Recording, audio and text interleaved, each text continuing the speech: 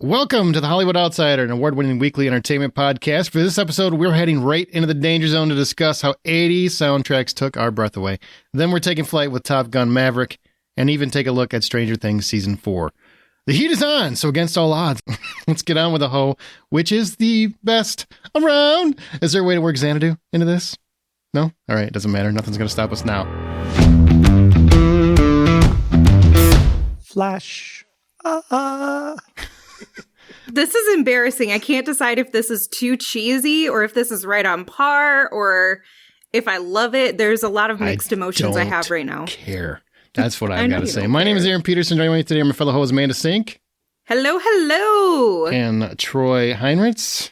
This podcast is all about the power of love this week. That's the power of love. That was this whole episode, all it did was drop me down a well of 80s soundtracks that I used to listen to. And I realized that I used to listen to a lot more music than I do currently. I also feel like this episode is going to be the true test of our ability to not get sued. Don't play any recordings, I mean, or sing too long. You got to be careful. I don't know what the rules are. I don't want to get busted over it. You could state the lyric, you just can't sing the lyric, and then the bot won't be able to pick you up. I realized that I'm a little older than I would like because I had several that I'm like, that's an 80s movie, and they weren't. Nope.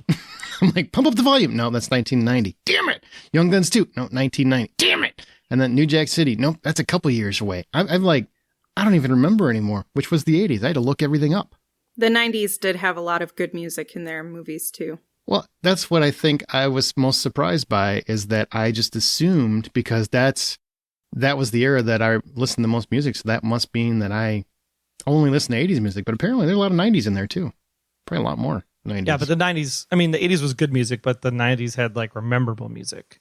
80s was all, one-hit wonders.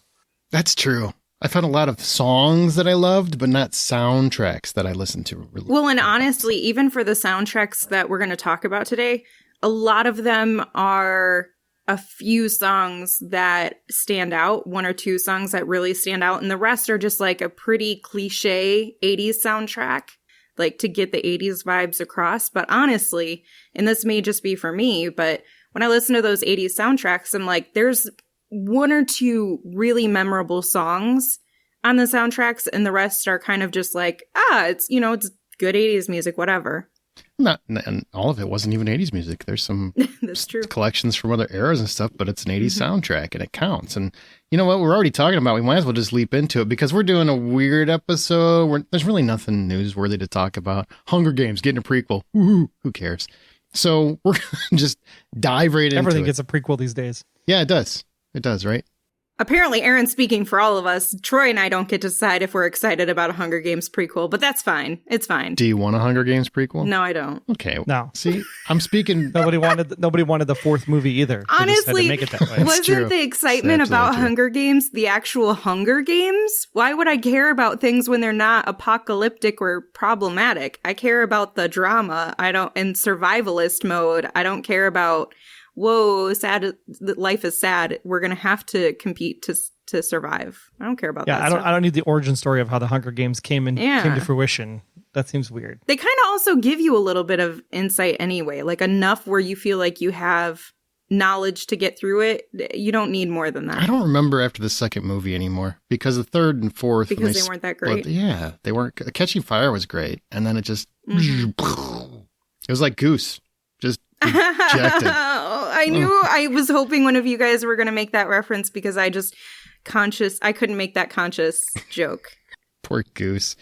All right, so we are going to talk about 80s soundtracks. Then we're going to talk about Gun Maverick, and then Amanda's going to leave because she hasn't finished the Volume 1 of Stranger Things. And then Troy and I are going to talk about that. Volume 4.1? It's so weird that Can we agree that they didn't need to split this up?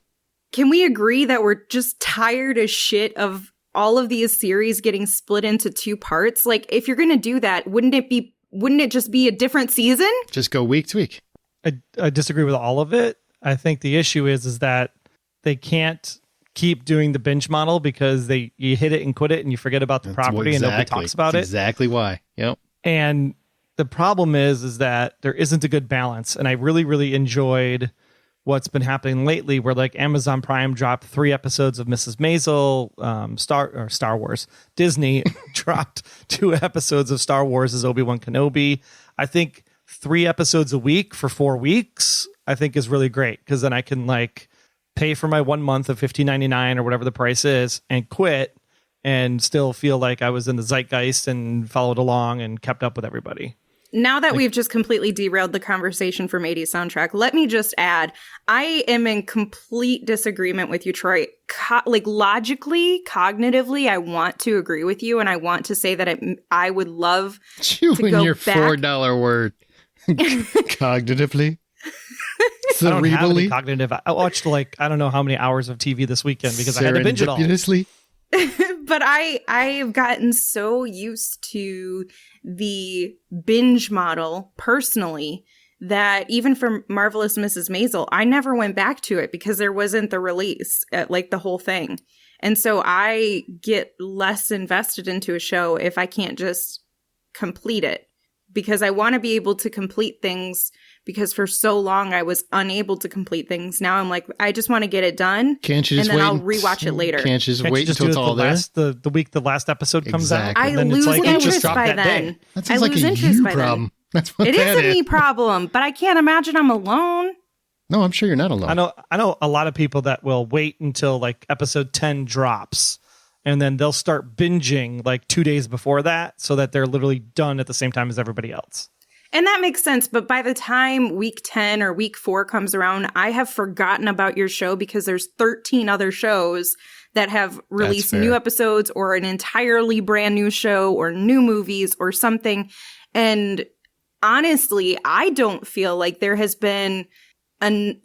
not been a significant markup of conversation or lingering talk about a TV show that has broken up into 2 parts specifically. Like Ozark, they did that. It didn't make any difference for the show. People still only talked about it for 2 days because they finished the show in a day or 2.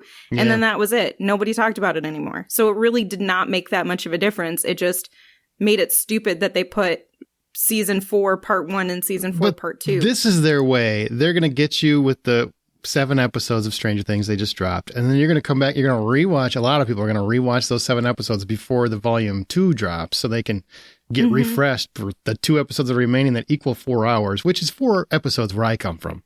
And but no, it's like 2 episodes. One's 2.5 hours long. One's an hour and a half long. That's 4 hours. That's 4 episodes. It's Stranger Things, the movie part 1 and Stranger Things, the movie part 2. Yeah, right? That's an extended movie like and then a regular movie. Yeah, it's like Mission Impossible part 1. The Mission Fear Impossible Street part 2. trilogy. Dune part 1 and Dune part 2.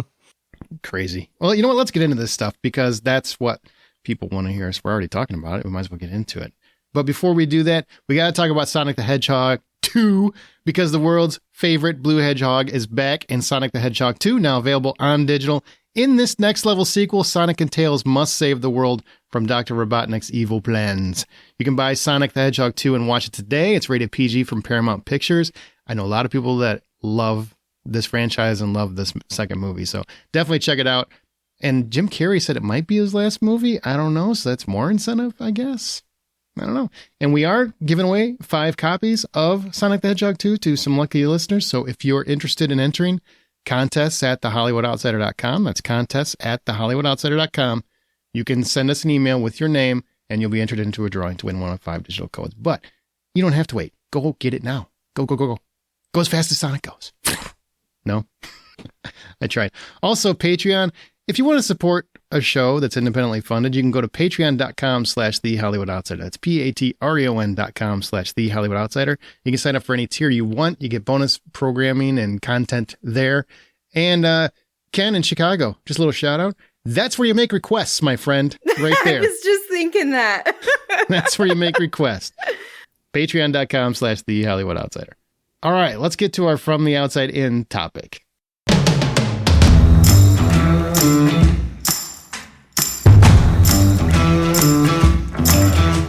As we alluded to, we are talking about 80s soundtracks. With Top Gun reigniting the 80s, I mean, he brought Danger Zone back in that movie, which was exciting to hear Kenny Loggins again because he was the king of the 80s. And we're going to talk a little bit about 80s soundtracks as a whole. And if you really think on it, I would argue because I'm from that era, that the 80s had the best era of movie soundtracks, or at least definitely songs, but had a lot of fantastic soundtracks, with the original Top Gun right at the top.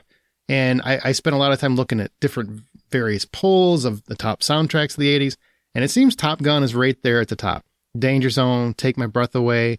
You know, it's probably neck and neck with Dirty Dancing for the top spot, mostly because they let Patrick Swayze sing. We don't know why, but they did.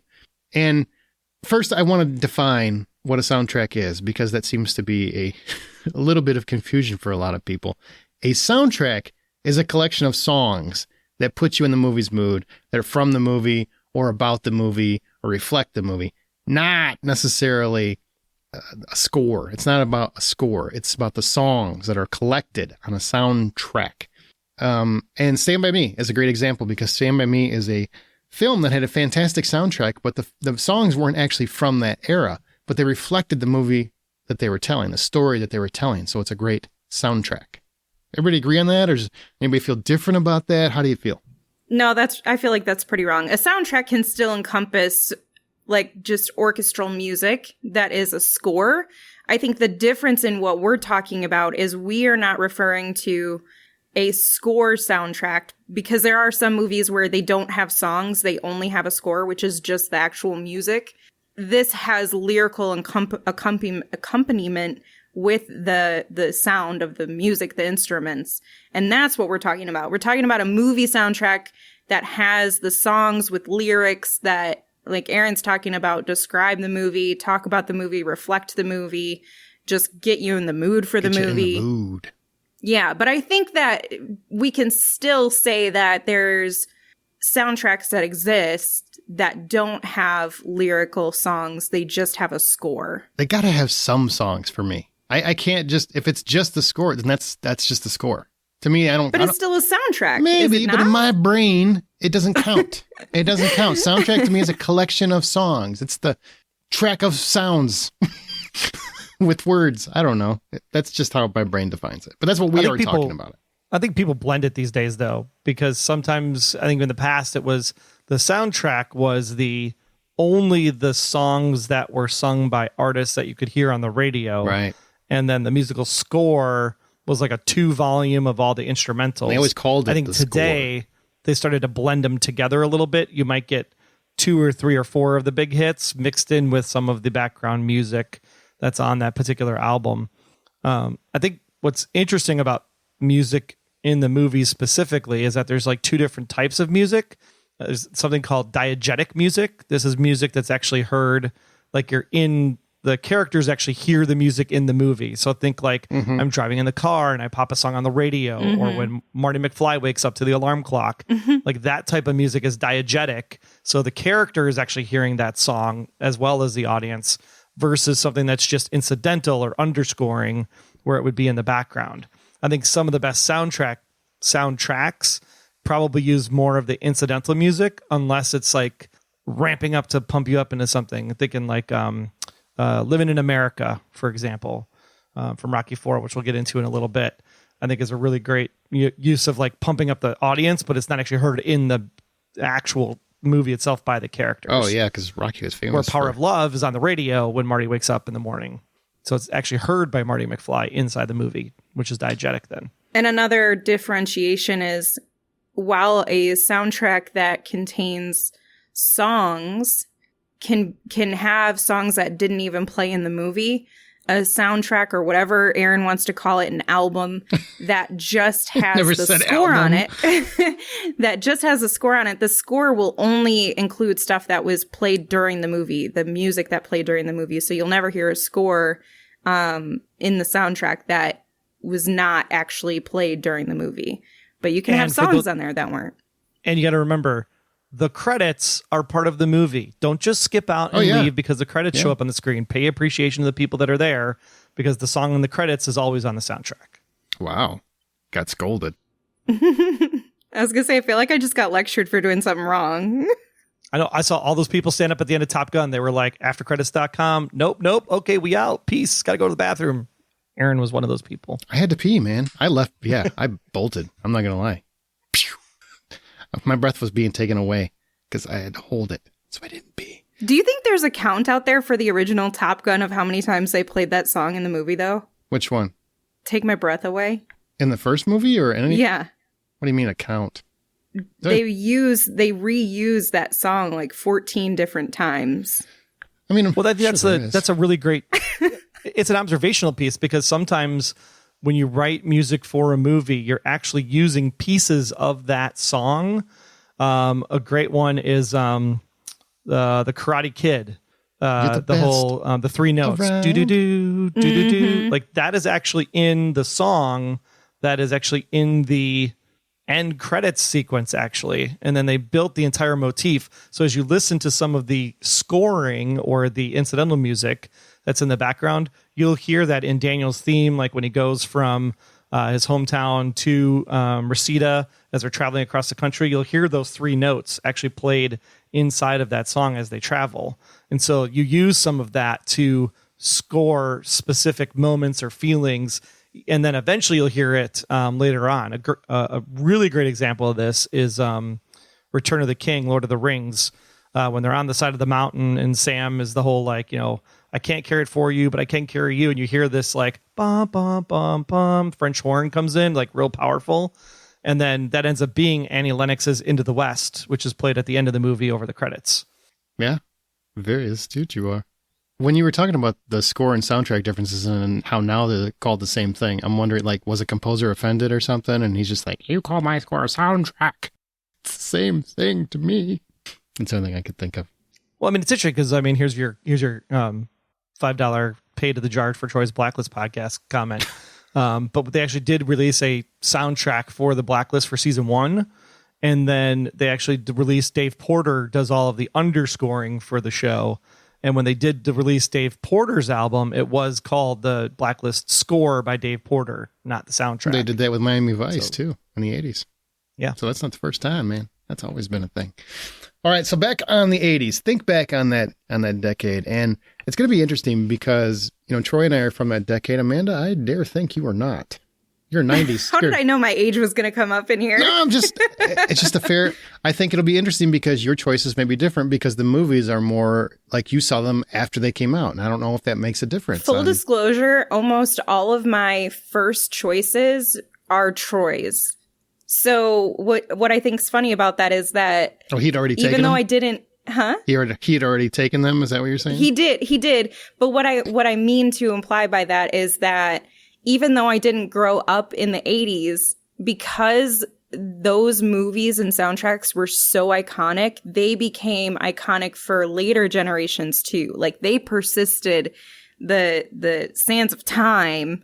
So younger generations to yours and Troy's still cling to the same soundtracks. They still say, no, this is superior to all the others.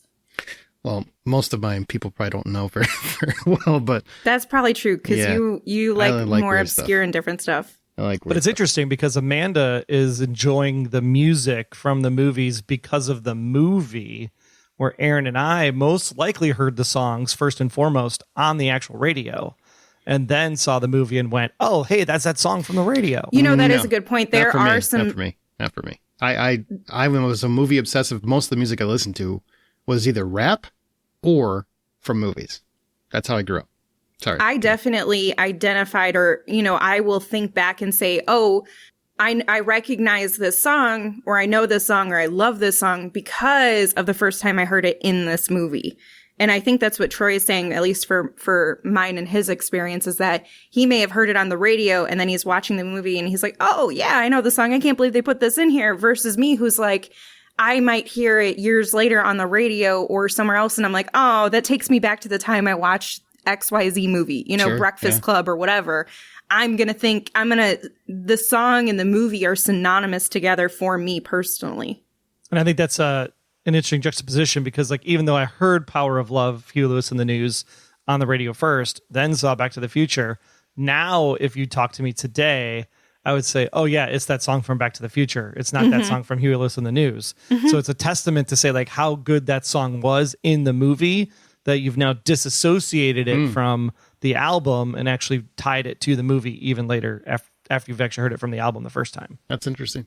And I think that's where we come to the thought of one-hit wonders from these songs on these soundtracks.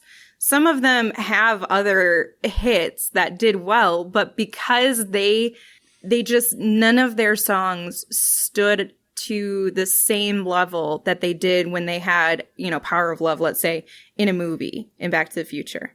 It's just not the same. They don't have anything that gets to that same level. Very rarely, if you have a super big hit in a movie, a song that gets into a movie and it becomes synonymous with the movie, do you have another song, a different song, different movie, same movie, whatever, that is equitable, that is just as well known, that is just as popular? Like, it just doesn't happen. And so when those movies have their quote unquote one hit wonders, I feel like those artists kind of peak. See, you guys are making me feel super weird because when in the 80s particularly, because that's my as a kid growing into my teens, I didn't listen to the radio hardly ever. I mean, we were very, very poor. So I listened to the music that was around me, which was typically rap. Or movies, because I was obsessed with movies. So I usually learned about the songs from the movie. Power of Love, learned from the movie. I mean, all the songs that you're going to talk about, I saw the movie first, most likely, before I ever heard them on a radio, because I really didn't listen to much radio. I read more than I read, watched movies, but I watched so many movies. And I almost every freaking album that I had, or cassette tape, to be perfectly honest, with cassette tape, they were soundtracks. Almost my entire collection for most of the 80s were soundtracks. Like, that's what I listened to. I know more songs from movies than I know from just genuine pop radio, which is probably not the norm, but that's how I grew up. So I can identify. I mean, I love so many weird little songs from movies. I mean, I was going through all this and there were so many, just like so many soundtracks. I wish we had a 6-hour episode, because I would actually probably dive into a bunch of them, but that's more like independent songs. So made it a little easier to narrow it down to soundtracks I love. But all the ones that I grew up on with, man, I never heard on the radio. I mean, I would hear them on the radio like after the fact, maybe if we were in the car or something, but they didn't register with me until I had seen the movie. So I'm sure I'm different, but I was also a huge cinephile, and probably creepily so. Like, I watched too much. You know what I'm saying? So let's get into it. Troy, start us off. Tell us your 5 top soundtracks from the 80s. What do you think are the top soundtracks? And we'll take a breath before each one so we can actually discuss if we want to. Okay, so all 5. Yeah, just do your 5. Rather than going round robin. Yeah. Okay. I think Top Gun obviously is number 1 for sure. But if there was a very close second, it would have to be Back to the Future, because it has been deemed like almost the perfect movie in most circles.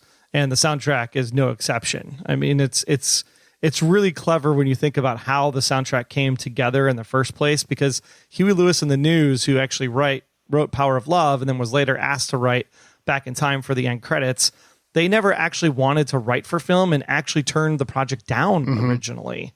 They only said, fine, well, whatever song we write next, we'll just give to the movie. So that's why The Power of Love doesn't have any reference to anything about the movie at all, other than maybe very loosely Marty and Jennifer's connection. But for the most part, Power of Love has nothing to do with the film. It was just the next song that Huey Lewis and the News wrote and gave it to Silvestri and the group in order to put it into the composition. And then when they sang Johnny Be Good at the end of the flick, which is actually Chuck Berry's song, in this version on the soundtrack, it's actually Marty McFly and Curtis Williams and the Starlighters that are singing it, and they didn't actually want to give Curtis Williams the credit for singing the vocal because they wanted to make sure people thought it was actually Fox that sang on stage.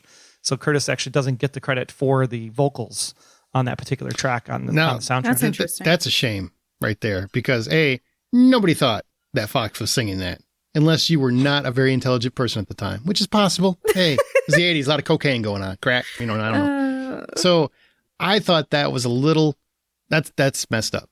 That's all I can say about that. That's messed up. But at least they were honorable to the time period, because Johnny Be Good doesn't actually come out from Chuck Berry until 1958, 3 years after his cousin gives him a phone call in the movie. So ridiculous. How do you guys feel about the music that's crafted for a movie versus them just pulling songs to make a full soundtrack? Like, I'm more impressed by a soundtrack that has, if it's really well done and they made created songs for the movie, because I feel like that's much more difficult to find hits that can resonate with people versus pulling some of the best songs and, people are going to jive to it. Jive. I'm like in the 60s right now. Yeah, man. It's more 70s. But I definitely prefer when they write them for the movie, because then I feel like there's a connection. But, you can't go wrong with a good collection of songs, no matter where they're from. And if you get introduced to new songs, like I had never heard Johnny Be Good up until Back to the Future, even though I still think it's messed up that they're implying that Marty McFly is the reason why he got it. That's just weird. But I don't think that scene would happen today, and it probably shouldn't. But I love a good collection of songs, and that always works well for me. But on the same token, I love when they craft them, when you're making a song directly for a movie, or a song that wasn't popular and just blends into the movie you're making, because that happens a lot more than you think. Too often people think, well, that song was written for the movie. Not really. They just went and found a bunch of songs, kind of like Troy was talking about Blacklist and Miami Vice. That's a lot of what they did, was they went and curated songs that were already existing that fit their narrative, fit their mood, fit the vibe, and then it became a soundtrack. But you think it's something like Once, Falling Slowly, where that was written to be part of the movie. Like the whole movie was kind of crafted around that song, almost like A Star is Born 2. Or any James Bond movie. Or any James Bond movie, yeah. Where the title song is literally crafted for the particular title that they're actually making that particular time. Yeah. Okay, so Back to the Future, that's a good one. It's a nice collection of original and existing songs. I know that it's probably not the most common take, but I would actually say that is superior to Top Gun. Definitely not a popular take. I know. And That's why I said Top Gun is number one, but Back to the Future is a very close second. I'll give you a better hot take. I think Back in Time is a better song than Power of Love. You know why? Because Back in Time was written for the movie and the movie story. To me, I love the movie vibe of it. Power of Love doesn't really fit anything in the movie, except unless you want to talk about Marty's mom wanting to bang him, I guess. But Back in Time, I love that song. I think it's a great movie song. So I'm glad you heard it, because it only plays during the credits and you would have left and went to the bathroom at that point. I had that soundtrack, son. I had that soundtrack. Don't get mad at me. I had to pee. What do you want me to do? I had to pee. Maverick was on screen for 2 hours. I sat through Miles' goddamn teller. I did everything I had to do. All right. Except pee. Also, Aaron, aren't you typically the type to never leave before the end of the credits? I never leave before the end of the credits, but I really, we went and had a few cocktails before we went to the movie, and that was a mistake, and I won't make it again anytime soon-ish. All right, Back to the Future. What's next? What else you got? Ghostbusters comes up next. Good old 1984. Soundtrack includes the Billboard Hot 100 #1 hit Ghostbusters, and performed by Ray Parker Jr., which is interesting because there were like hundreds of submissions for the Ghostbusters song in that part of the film where the montage happens. And surprisingly enough, the one that was going to be there prior to Ray Parker Jr. was I Want a New Drug from Huey Lewis and the News. Yeah, which Ghostbusters stole from. Yeah. A little bit. So apparently you're just a Huey Lewis fan. That's what you're saying. Not a little bit. He won a law. They won a lawsuit. I love Huey him. Lewis. Like they said, Ray Parker, you stole our song. And he's like, no, I didn't. Oh, I know. Oh, man. Yeah, totally stole it. But Can we ask you use that as a soundtrack. Now, I'll give you Ghostbusters, one of the most famous movie songs of all time. But as a soundtrack, do you like all the songs? I mean, I do like a couple of them on there, for sure. Yeah, Thompson Twins is on there, right? In the Name of Love. You got Hot Night from Diane Warren and Laura Branigan. And then you got the standard Ghostbusters version. And then you also got the instrumental theme of Ghostbusters, which is really cool. But then you also got Cleaning Up the Town by the Bus Boys. I mean, all good, fun songs that you can just like jam out to if you got them playing on repeat in the background. For sure. Just checking. I was just making sure that you weren't just like, you're just a huge fan of that one song. No, Magic's good too from Mick Smiley. Next one I have is The Lost Boys. I mean, just the moodiness of this entire album, I think is really, really great. Sax Man. It's got Sax Man in it. I still believe. Yeah. Tim Capello. That's a perfect choice. I love the Lost Boys soundtrack. Best song on it. What's the best song in your opinion? People Are Strange is good. That is a good one. I don't know. I'm real bad about choosing favorites for anything. Well, that's too bad, because I will tell you. That's why I have honorable mentions. I mean, Cry Little Sister's the theme, so I mean, I feel like you have to pick that one. But sister. Yep, and that would be one where you heard the music throughout, like as a bit of a background theme. Good Times is one of my favorite songs of the '80s, from INXS and Jimmy Barnes. Oh yeah, Jimmy Barnes. Mm-hmm. Yeah, INXS is probably one of my all-time favorite bands. I don't talk about them enough, but I freaking love INXS. And so you loved 80s movies then? Because they were in like a lot of them. They were, but I saw them in concert, man. Michael Hutchins was one of the best showmen I've ever seen. But really? Yes. Oh, I'm so jealous. Fantastic. He writhed around kind of like Axl Rose, but with rhythm. And Good Times is just one of those songs where anytime I hear it, I'm instantly smiling. It puts me in a great mood every single time. I need to hear it more often. Sorry, I didn't mean to hijack your love, but not at all. All right, next one then I have is obviously Rocky IV, because I mean, living in America, sing it all the time. So good. And what's funny is that people think when they think Rocky IV, they think Eye of the Tiger was on this album, which it is, but technically Eye of the Tiger actually was made famous in Rocky III prior to being in Rocky IV. But Rocky IV is where it actually gets the most like play up, during the whole training sequence and everything. And then, of course, Hearts on Fire from John Cafferty is just a really good song, too. That's a great soundtrack. And you're right. Eye of the Tiger, most people get that wrong, that it's part of Rocky IV, just because I think that's the more preferred movie. But it's from a montage in Rocky III, and it's one of the best running songs. It is also on the soundtrack in Rocky IV. So you're not wrong by saying it's on the Rocky IV soundtrack. It just also was on the Rocky III soundtrack first. Catch-22 is what that is. Famous. It's a trick. Amanda, has your generation seen any of the Rocky movies, or just Creed? Oh, for sure. Honestly, I think a lot of I didn't really like watching the Rocky movies because I don't like boxing. It makes me sad and it makes me cry. So I always had a hard time with that. But growing up, always had friends who really liked Rocky. I think because of the survivalist story, and also just it was a very machismo story that dudes could connect with and also feel like there's some heroism in it.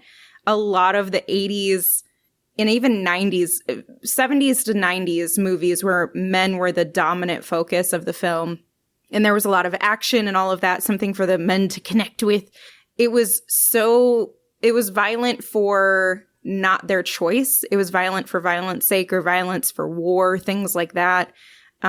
This was more of a man taking his own ownership. So I think men kind of finally had something to connect to where it was more heroic.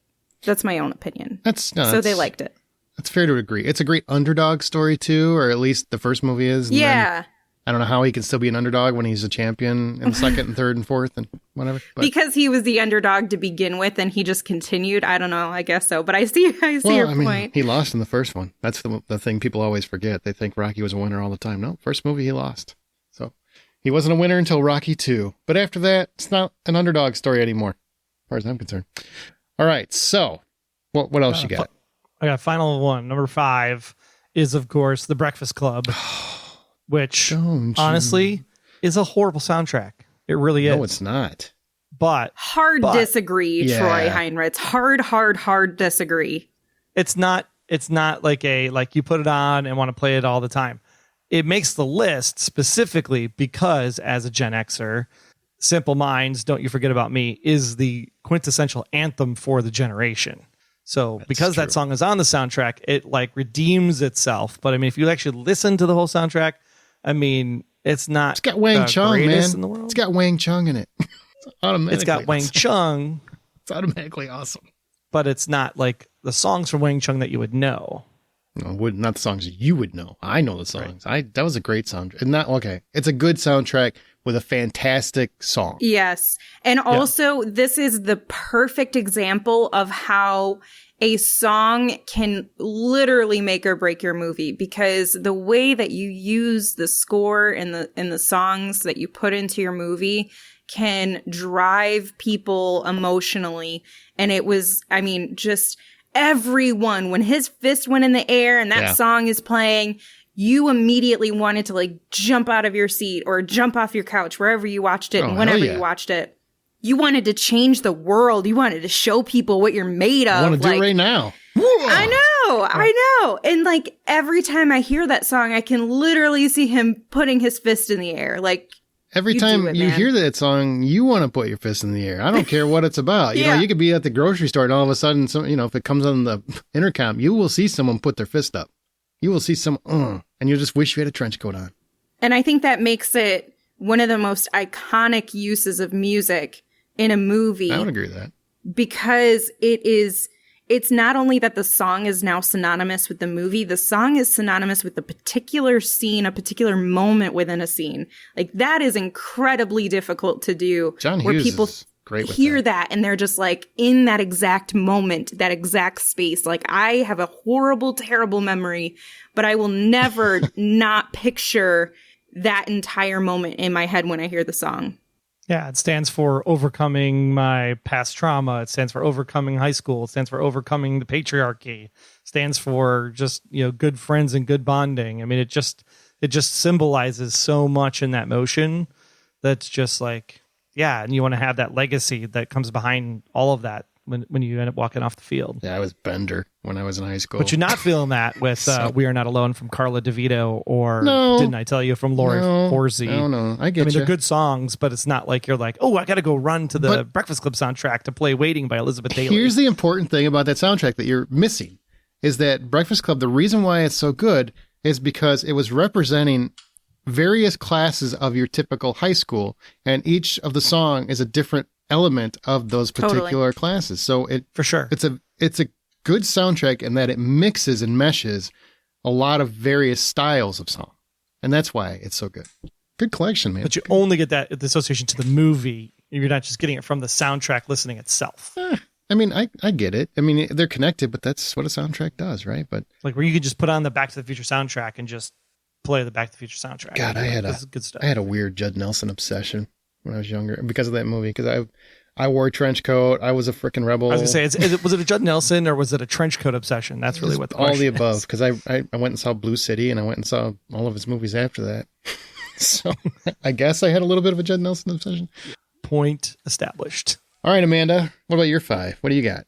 My first one is probably one of my favorites because, again, it's synonymous with a specific moment in a movie. And it is the soundtrack from Say Anything. And I think for eyes, the light, the heat, your eyes, Peter Gabriel. Yep. That, I mean, just it made you also want to cry and do all these things. But also it had Living Color. Peter Gabriel's in it, Cheap Trick, Red Hot Chili Peppers, Fishbone, like all Soundgarden, Aerosmith. I mean, like endless, amazing soundtrack. I loved it so much. And it's just one of those where even if you're not crazy about the movie, because I know a lot of people who are just like, it's a fine movie. That soundtrack makes the movie so much better. Oh, I want to be back in your... Okay. Sorry. Next one is Pretty in Pink. This one probably wouldn't have made my top 5 list. Well, hang on. I do want to say... okay. Back to Say Anything on a serious note. You mentioned Living Color. Cult of Personality, I think, is a song that's on that one.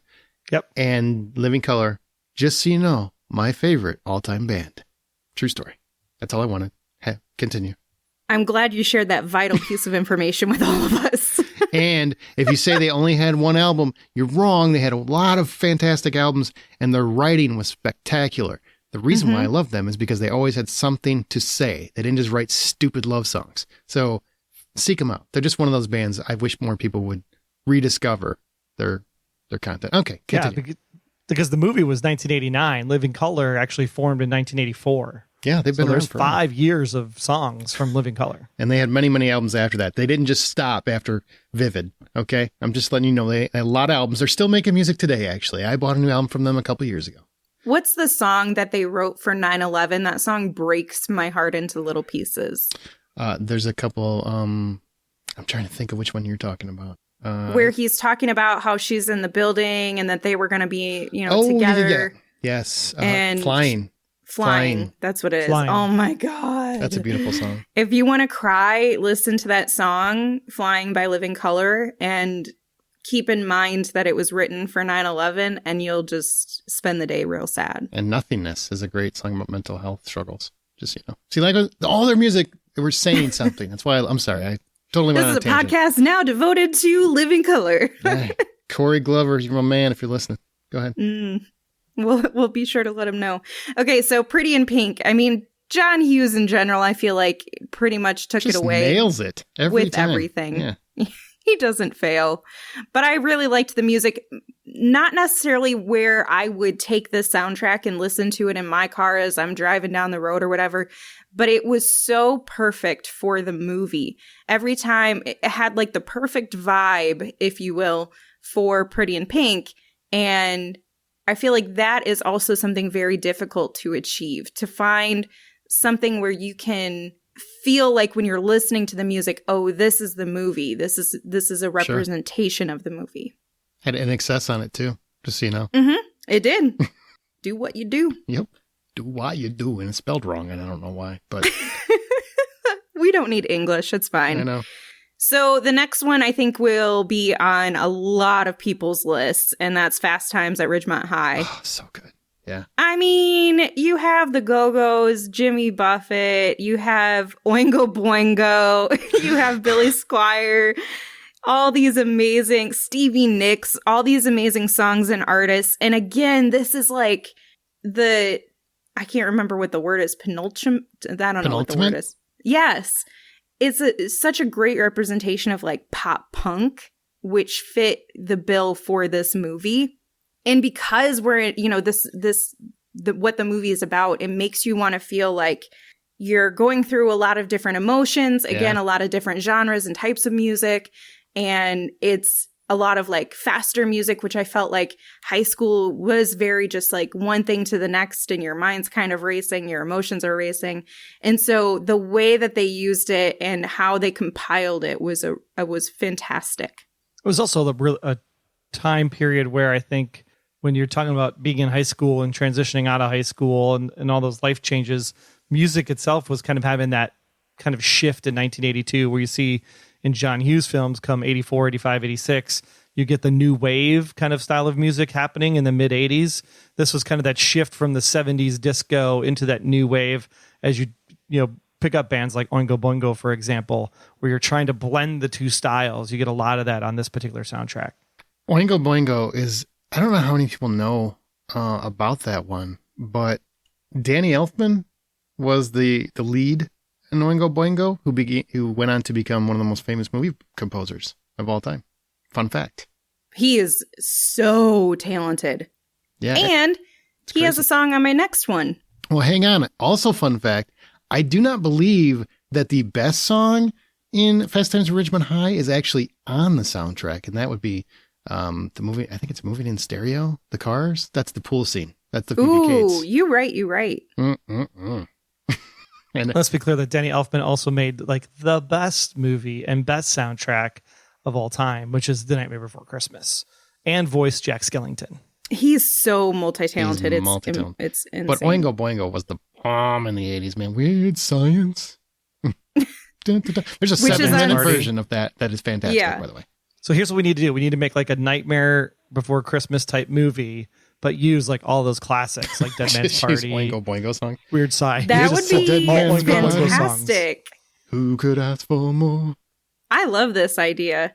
Okay, so speaking of our dude, Danny Elfman, he has a song called Gratitude on the next album soundtrack that I selected, which I know Aaron's going to want to talk a lot about, so I'll keep my words brief. Beverly Hills Cop. You've got Junior, Patti LaBelle, and you've got Shalimar, Don't Get Stopped in Beverly Hills. Again, I mentioned Danny Elfman. It's a solid album. And also, I feel like a lot of songs that weren't super popular in Hollywood necessarily, that they were incorporating here and mainstreamed them. And I love that. Man, the heat is on. I probably listened to a bazillion times. The heat is on. Down the street. But I listened to that soundtrack, you're right, man, over and over and over and over and over and over. Axel F. counts as a song to me. I don't care what anybody says. That's not a theme. That's it is a song. Yeah. It is like And I would essential. actually argue, now this might be I don't want to say hyperbolic, but I would argue that Beverly Hills Cop 2 soundtrack even better. I would agree with that statement. Really? All right, that makes me I think it's also a better movie. Beverly Hills Cop 2 is much more fun. Now you're drunk. That's not the case. But it's still I love that movie. I don't think it's bad at all. Beverly Hills Cop 3 is garbage. But yes, Beverly Hills Cop 2 is great. And the soundtrack, I Want Your Sex is on there. That's when, my God, when nobody knew George Michael was gay. So then they learned that, like, oh man, I love it. That's not what I thought it was about. Ha ha. I love that. It was so fantastic. Shakedown, I could hear that song over and over. Shakedown, breakdown, take down. I would be driving in my car because I think that came out in like the next. No, it was a few years. As opposed to driving in your wagon? No, I mean, what else would you be doing in your car? I'm trying to remember. No, it had to be a bicycle or something because I remember just like having it on and always going faster, whatever I was doing, skateboarding, bicycle, whatever the hell it was. Years later, I would still play it. I listened to that soundtrack for a decade. I love the second one so much better, I think. But good pick, Amanda. The first one's a great soundtrack too. And Axel F, one of the best theme songs of all time. Mm-hmm. Still. And my last one is from a film called Repo Man. I can't believe you even know Repo Man, sincerely. Just because of Emilio Estevez. I always like him. I've always liked him.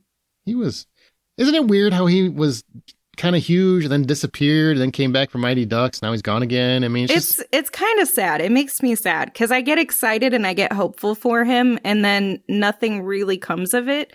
And it's also bizarre because I feel like a lot of people get excited for him to come back and make a return, but then it doesn't actually happen. And I don't know where this fall through is happening. I don't know if it's his choice in movies that he's doing, like The Mighty Ducks, or if he's just not getting the offers for other things to make a good return. Maybe. I mean, God, we keep getting Charlie Sheen back when we don't want him. So we want the other one. Yeah, we want the other one. We want the other one. Yeah. But Circle Jerks is a great band, right? Coup d'etat, when shit hits the fan. Mm-hmm. Circle Jerks is so good. Black Flag is on there. I freaking love Black Flag, and I love that they have that on their album. And Suicidal Tendencies with Institutionalized. Oh my God, don't get me started on that. Does that count as a song, honestly? It's so good, though. It's hilarious. Also, and I did not look into this, but apparently the soundtrack has been removed from Spotify. I want to know why. Which one? Repo Man. It's been removed? I saw something. It was repossessed. Yeah. Stop. That's amazing. That's hilarious. What if that is just a stunt, like a play on the name? That's hilarious. It's funny. I'm sure it's a rights thing. I'm sure. They're like, we want to make more than 3 cents a listen. Probably. But that's my list. Okay. So I'll knock out the 2 that people know pretty quick. There's 2 soundtracks that and this is actually, it's not because you guys stole anything. These are the 2 that I listened to the most as a kid and probably still have like as a continue. But the first one is the Blues Brothers. Oh, excellent choice. Just nonstop. I continuously listen to that. I love the soundtrack. I love the music. If you actually look into the history, they were really, really particular about ensuring that the original artists actually receive their royalties as per due, unlike, I don't know, say Back to the Future. They really respected the artists. They like Dan Aykroyd and John Belushi loved the blues. They loved the artists. They loved the songs. And they brought a lot of that element to pop culture that I don't necessarily felt like it reached pop culture until then. And it really just kind of like blew up in that film. All those artists, I mean, except for Aretha, she was already huge. A lot of them, the artists specifically were huge, but I just mean like it brought blues music to a whole culture who had never experienced it. And that movie was fantastic, ridiculous, but fantastic. Sequel was awful. But the soundtrack I could just listen to over and over and over and over and over again. Especially when they redo the theme from Rawhide. That's what's Rawhide. And everything just makes me enjoy that movie so much more. The second one is Purple Rain, which I will tell you what, while I was doing a lot of research and checking out some lists of what people loved and and I would see lists where Purple Rain wasn't even on there. And I just, as far as I'm concerned, it nullified whatever their list was. Because I'm like, Yeah, because Purple Rain should be in the top 5. it should always be in the top. That is one of the best albums of all time. I was going to say it's iconic as a separate album itself, like unrelated to a film. It's crazy how specific and amazing that album was. Tailor-made for the movie, sure. But that is a great, fantastic collection of songs by Prince. Let's Go Crazy, Purple Rain, Darling Nikki. I still love Darling Nikki. I don't care how nasty that song is. Like, the whole album is perfect. When the Doves Cry. Yep, when the Doves Cry. Everything on it's a perfect album. It's perfect. And it's probably one of the only albums that's done soundtrack-wise by the same artist for the entire album. True. I mean, Prince is a musical genius. I mean, the Batman soundtrack, I would actually give him a lot of props for that, too. It's unique and it's its own thing. But Purple Rain is just, I mean, seriously, I saw so many lists of soundtracks that didn't have Purple Rain on it, and it just made me want to write a letter to somebody and just scold them for how idiotic their writers are, or for how much they lack appreciation for one of the greatest artists of all time. Just insane. It was also a huge break into mainstream pop culture. Like what? I mean, he what was that already album, huge. He was already huge by then. But right, you're but right. what that album itself did for music, separate from movies, just in entertainment alone, I feel like is such a huge feat that it has to make a list. What really boggled my mind is that, as famous as he was at the time, and he continued to be for many years after that, he never repeated that. Because it's so much talent in that album that I expected Under the Cherry Moon would have the same effect and but it just never happened for him again. Like, that was just, for whatever reason, a perfect collection of the best of Prince, I guess. Yeah, it's like the mountaintop experience. Because like you can have one, Sure. maybe 2 other good songs later on down the road, but you'll never get like a full album where everything perfection. is a number 1. I can listen to every song on that album without a problem. Jungle Love. It should also be noted that it inspired the movie. Like, an album inspired a movie. That's how significant and prominent it was. Fantastic. Mm-hmm. Fantastic. So the next 3, probably less known. One, you'll know one song from it. But these are the other 3 that I listened to most, especially as a kid. And I was going through them today, and I'm like, God, I still love them. And it's almost shameful. Running Scared, the soundtrack to Running Scared, Billy Crystal and Gregory Hines movie. I love that soundtrack, especially, I remember listening to them on cassette tapes, and Troy, you'll probably understand this more than I think Amanda will.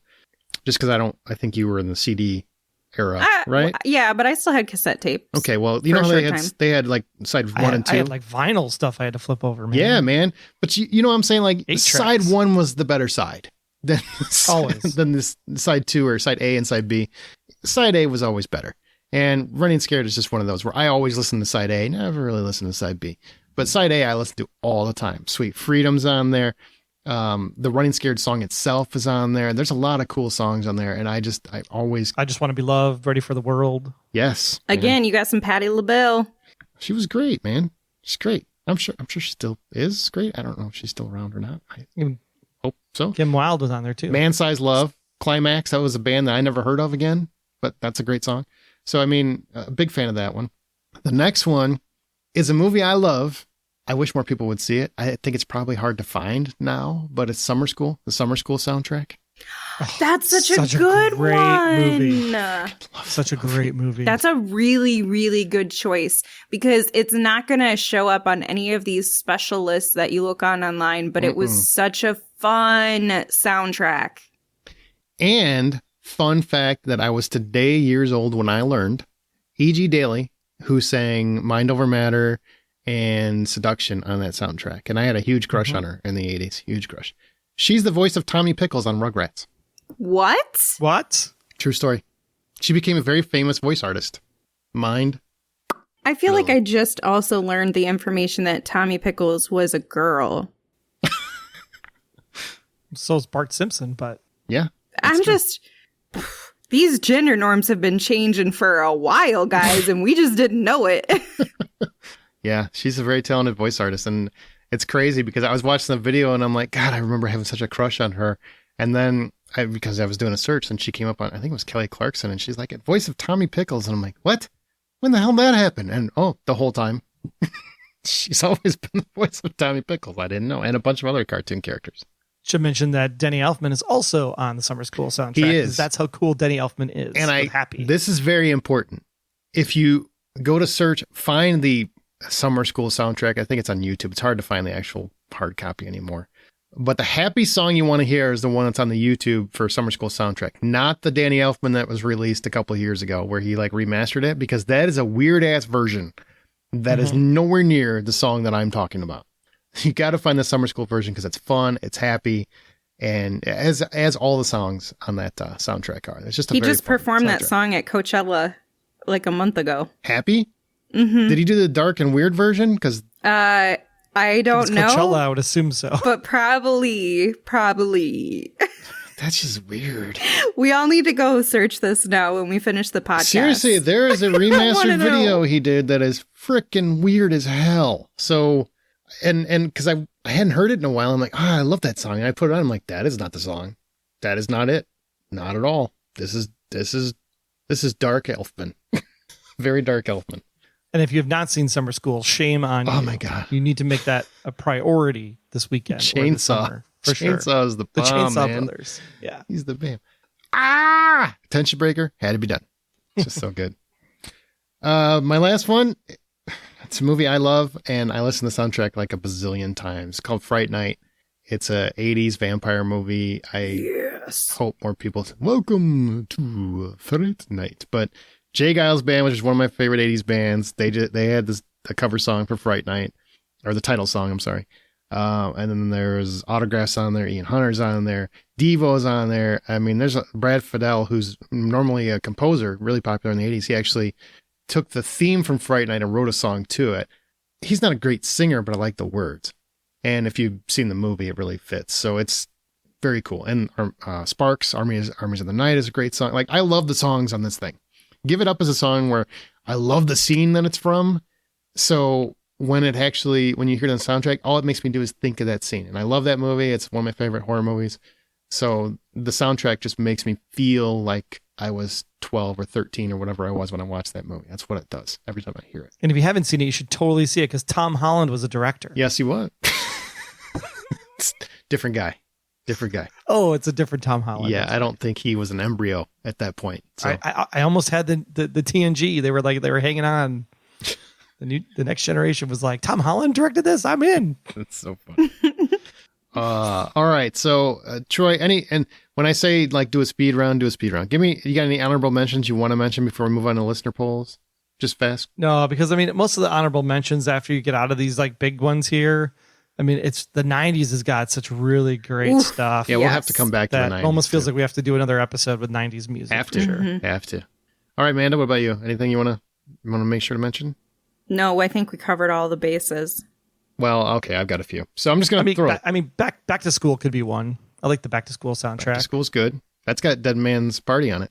Yep, Dead Man's Party. Oingo Boingo. Yep. I'll throw up.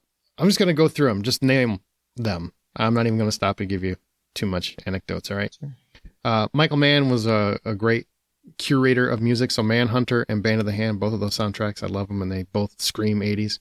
Dragnet, Because City of Crimes, one of my favorite stupid songs of all time. Do the Right Thing, that's a fantastic soundtrack. Real Genius didn't have a proper soundtrack, but it goddamn deserved one because all the songs on that freaking movie are fantastic. They're great. Less Than Zero. So is the movie. 16 Candles, Black Rain. I love the movie Black Rain. Batman, I talked about. The Goonies. I think Valley Girl deserves a shout out, which ironically had E.G. Daily in it in a small supporting role. And also played the mom in the Valley Girl remake. What? Crazy world. I'm learning all kinds of new stuff. Cocktail, Ferris Bueller's Day Off. We're talking about John Hughes. Twist and Shout, one of the most iconic music moments in film history. Beaches, Maximum Overdrive, AC/DC album. It's basically what it is. It's great. And Flash Gordon. Gotta mention Flash Gordon. Such a weird. Do you though? Do you though? The universe. Yep. Okay, so now let's do. For every one of us. Let's do the listener top 10 from our poll that we put on Facebook, which we always put our topic on Facebook. And this saddens me that number 10 is Purple Rain. It saddens me, people. It saddens me. Seriously. Number 9, Beverly Hills Cop.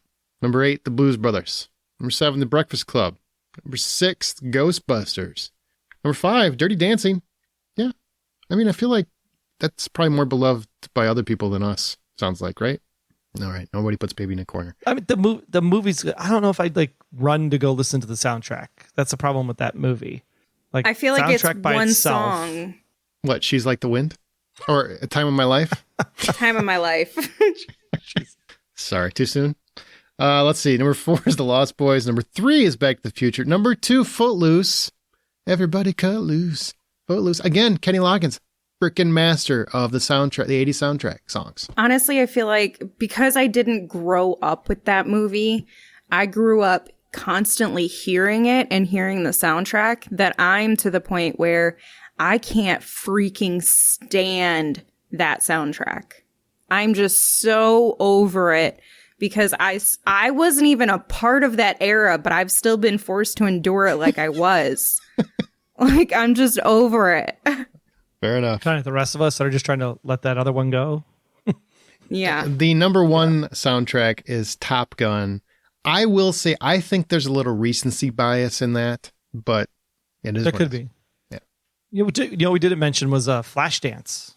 Flashdance has got a good soundtrack too. We didn't. Fame had a good soundtrack. Fame. There's a lot of stuff that had. Irene Cara, man, she was great. I loved her. Okay, so that's it for our main topic, but we got a couple other things to get to. But before we do, I do want to make a plug. Never mind, I'm not done yet. Go ahead. Can I make a plug? Sure. You're going to anyway. No, we don't want to tout other podcasts on the show. Oh boy, but here it comes. For this particular topic, I have to stress that you have to check out the soundtrack show with David W. Collins. It is just fantastic. I've talked about it on this podcast before. If like just all of these ones that we've talked about today, he's covered, I think, on one of his like series that he does. Like he did a 3-part series on Karate Kid and a 3-part series on Home Alone. Like you have to go check it out. It's like if you enjoy music and movies, you will experience the movies completely differently after you hear his analysis on some of these things. It's really, really, really, really good. All right. Did you check clear? You good? I'm good. All right. Any recent film or TV recommendations we haven't previously talked about? I know, Troy, since you were already talking, and I know you love to, Obi-Wan. You've checked out, I think it's the first couple episodes that are out now. Two have dropped so far. Is it worth? Because I got to be honest, man, after Boba Fett, I am just not excited about Star Wars. I am telling you right now, like everybody was like, well, what are they going to do? Is just going to like sit and watch Luke from the side of a mountain in the desert for like 6 episodes? No, actually, there's actually a really interesting thing that happens, especially in episode 2. You actually get to see young Princess Leia. And there's actually a really great sequence between Obi-Wan and young Princess Leia where they actually meet up. See, and he has to save her from some kidnappers. And that's turn off. The actress that plays young Princess Leia is super adorable and super witty and super spiteful. And it's actually really a lot of fun. That really is a turnoff for me because I'm sick of Skywalkers. But I guess if it's Obi-Wan, you're probably going to get some, right? It's got to be Skywalkers. Yeah. But I should say that Obi-Wan takes place 9 years before New Hope, where I believe... It's a rough 9 years for Ewan. Right. For Ewan?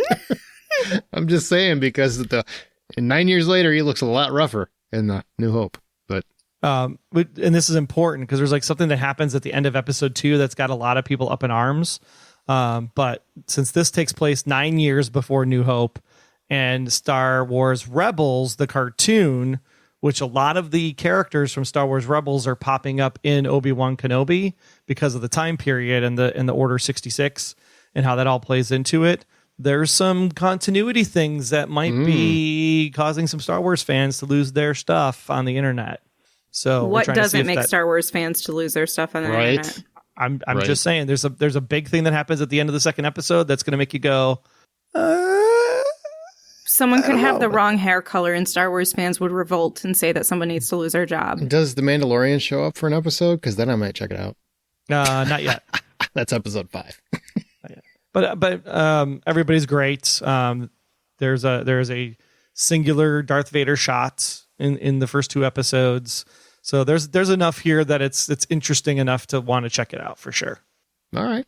Especially the whole like what has happened to Obi-Wan Kenobi in the years since Order 66 and where we are now, and what kind of a person is he? What does he still stand for? What does he believe in? So there's a lot of like introspective, like him trying to get out of a funk to get back into what he was fighting for and the purpose of it all. I got to ask a question. Amanda, you brought up a good point. When did Star Wars fans become Zack Snyder fans, essentially? When the new set of films were released. It's crazy, isn't it? Yeah, I think Attack of the Clones, when Attack of the Clones was S-H-I-T. I'm glad you spelled it for us. Like our listeners can't spell or something? Or like the AI system can't spell? I was just making sure that it was like enunciated every letter because that's how bad Attack of the Clones is. Oh my God, that's funny. Amanda, is there anything recent before we go to Top Gun Maverick that you want to mention? I watched something really weird, but it was actually decent. As Above, So Below. My girlfriend was talking to me about the Paris Catacombs and all of the weirdness. I didn't know it was real. I did not know any of this. And so essentially something happened a long time ago, and you can actually visit it. It's underground, and it's lined with like 600 or 6 million skulls, like actual decrepit bones that are still there, skeletons. And the movie is kind of like a Blair Witch Project sort of thing. Like, hey, we're going to videotape ourselves going through this, and things get really wild. It's a very horror movie for sure. I would recommend you check it out if you're looking for something to watch. You can rent it for just a few bucks on Amazon Prime, although, I wouldn't say don't get your hopes up of it being something spectacular, but it was a fun watch, and it will make you want to learn more about this weird-ass catacomb situation. Excellent. Well, all I've got is Stranger Things, but we're going to talk about that after Top Gun Maverick because we're going to jump into some spoilers. So we'll hold that until after Top Gun. Right now, we're going to talk about Top Gun, but first I want to make sure to tell you that our website is thehollywoodoutsiders.com. Our Twitter is @bypopcorn. We have a Facebook group. It's private. You can find it, The Hollywood Outsider. You can rate and subscribe us on your preferred podcast app. If you do have time, please do that. Spotify, iTunes, whatever. It really does help the show. It'll only take you a second. Please do that. You can find John's artwork on Insta and Twitter @rjohndraws, Amanda on Veronica's Marshmallows and Smirk, and @Sink Into This, Troy @Troy Heinrichs and The Blacklist Exposed and Beyond Westworld, and me, I'm presenting Hitchcock and @Aaron Smirks on Twitter. Top Gun Maverick. Okay, so we're going to do little bitty spoiler-free, and then we're jumping into some spoilers because we want to talk about this movie. So it's been over 30 years since Top Gun, and Pete Mitchell is still causing a ruckus. He should have retired. I was in the Navy. I promise you, he should have retired. Makes no sense that he's still in the Navy. But anyway, apparently Maverick can't stop that loving feeling of flying jets. And after he pulls yet another stunt, Maverick is essentially grounded and called back to Top Gun by his former foe and now friend, Iceman, to teach the best of the best and train them for a mission that looks to be a suicide mission where no one who goes can make it back alive. Can Maverick alter the course? Especially when he learns that Goose's son happens to be one of the pilots training and even has his dad's mustache, which is odd. Okay, spoiler free. Just real quick, overall thoughts on your score, if $10 is the full price of admission, of Top Gun Maverick, and then we're going to jump into spoilers, so anybody that hasn't seen it, be warned. We'll tell you before we get there, though. So overall, Amanda, and score. Okay, so before I say anything, because I know everybody's going to jump my bones as soon as I speak, because this has Tom Cruise in it. Speak for yourself. It's not that kind of party. Ew, okay, not like that. Don't bring any keys to this one or anything. Anyway, I do not typically enjoy Tom Cruise. I didn't mind him in the original Top Gun. I've seen it before, and I thought it was all right before. I will say that I actually think I enjoyed this one more, and I enjoyed Tom Cruise's performance more in this one. I, with the exception of Miles Teller, feel like the cast overall was pretty well-rounded. Well said. Miles Teller was not as... I do feel like we need to say this, though. Miles Teller was not as bad as Miles Teller usually is through the majority of the movie. In the beginning, it's a little rougher than it was basically meeting my expectations for him in the beginning, but he got better as the film went on. Yes, he excelled at mediocrity as he went on. He excelled at mediocrity. Yes. But the more time the movie went along, he was wearing a mask, so it was better. So it did. Oh my God, his mustache was so bad. The mustache was a little distracting. His whole face was just, it hurt me. It hurt me to look. Well, hurry up with the overall so we can get into spoilers. I'm going to give this one 7 out of 10. I would go see it again. Okay. Troy? I mean, it drags a little bit in the front. I'm not going to lie. It's got some good setup.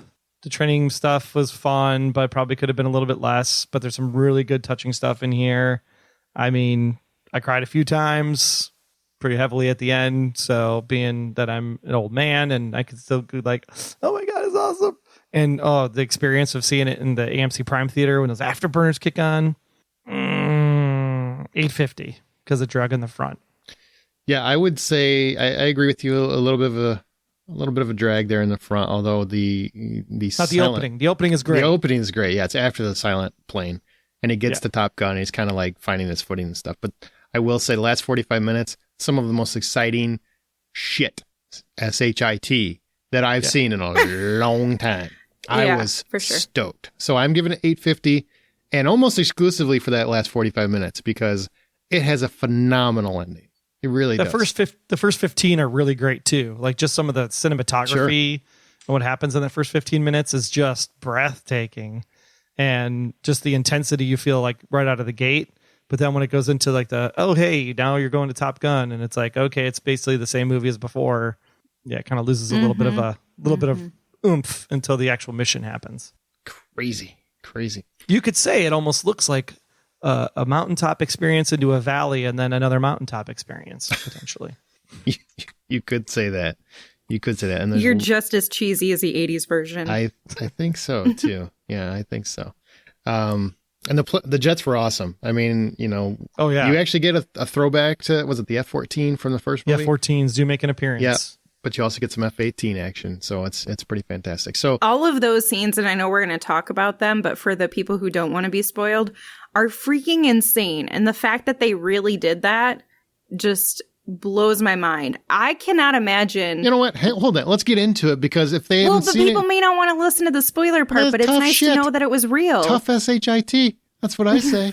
Go ahead. The camera work for the fighter jets is just another level. Mm-hmm. Go ahead, Amanda. I didn't mean to cut you off. I was going to say, imagine taking a job and being like, oh, I'm going to go act today. And then they're like, by the way, in the next 8 weeks, we're going to teach you how to fly a plane and do crazy little stunts in the air. And we're going to attach the cameras to that. Okay. Yeah. And throw so many G's at your face that you're going to basically throw up every time you come to work. I saw Miles Teller complained about it already. Did he really? I almost died. No, you didn't. You had a brilliant pilot in front of you who kept you alive. You shut up. Sorry. All right, spoilers are open. So now we're talking about the movie. If you haven't seen it, I would recommend cutting this off or skipping ahead to Stranger Things if you already saw that, and that's what you want to hear. Whatever. This is Top Gun Maverick. Spoilers free. You can check the episode info for timestamps. It'll tell you when the Stranger Things portion starts. Okay. So let's start with the other pilots not named Rooster. Phoenix, Bob, Payback, Fanboy, Hangman, etc. Any standouts for you in particular that really caught your eye?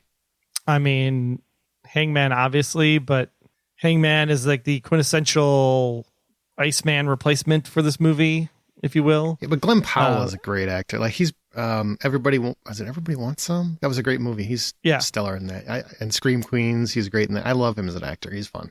Yeah, everybody else was just kind of like playing like their roles. It wasn't like they stood out at all. Cliches.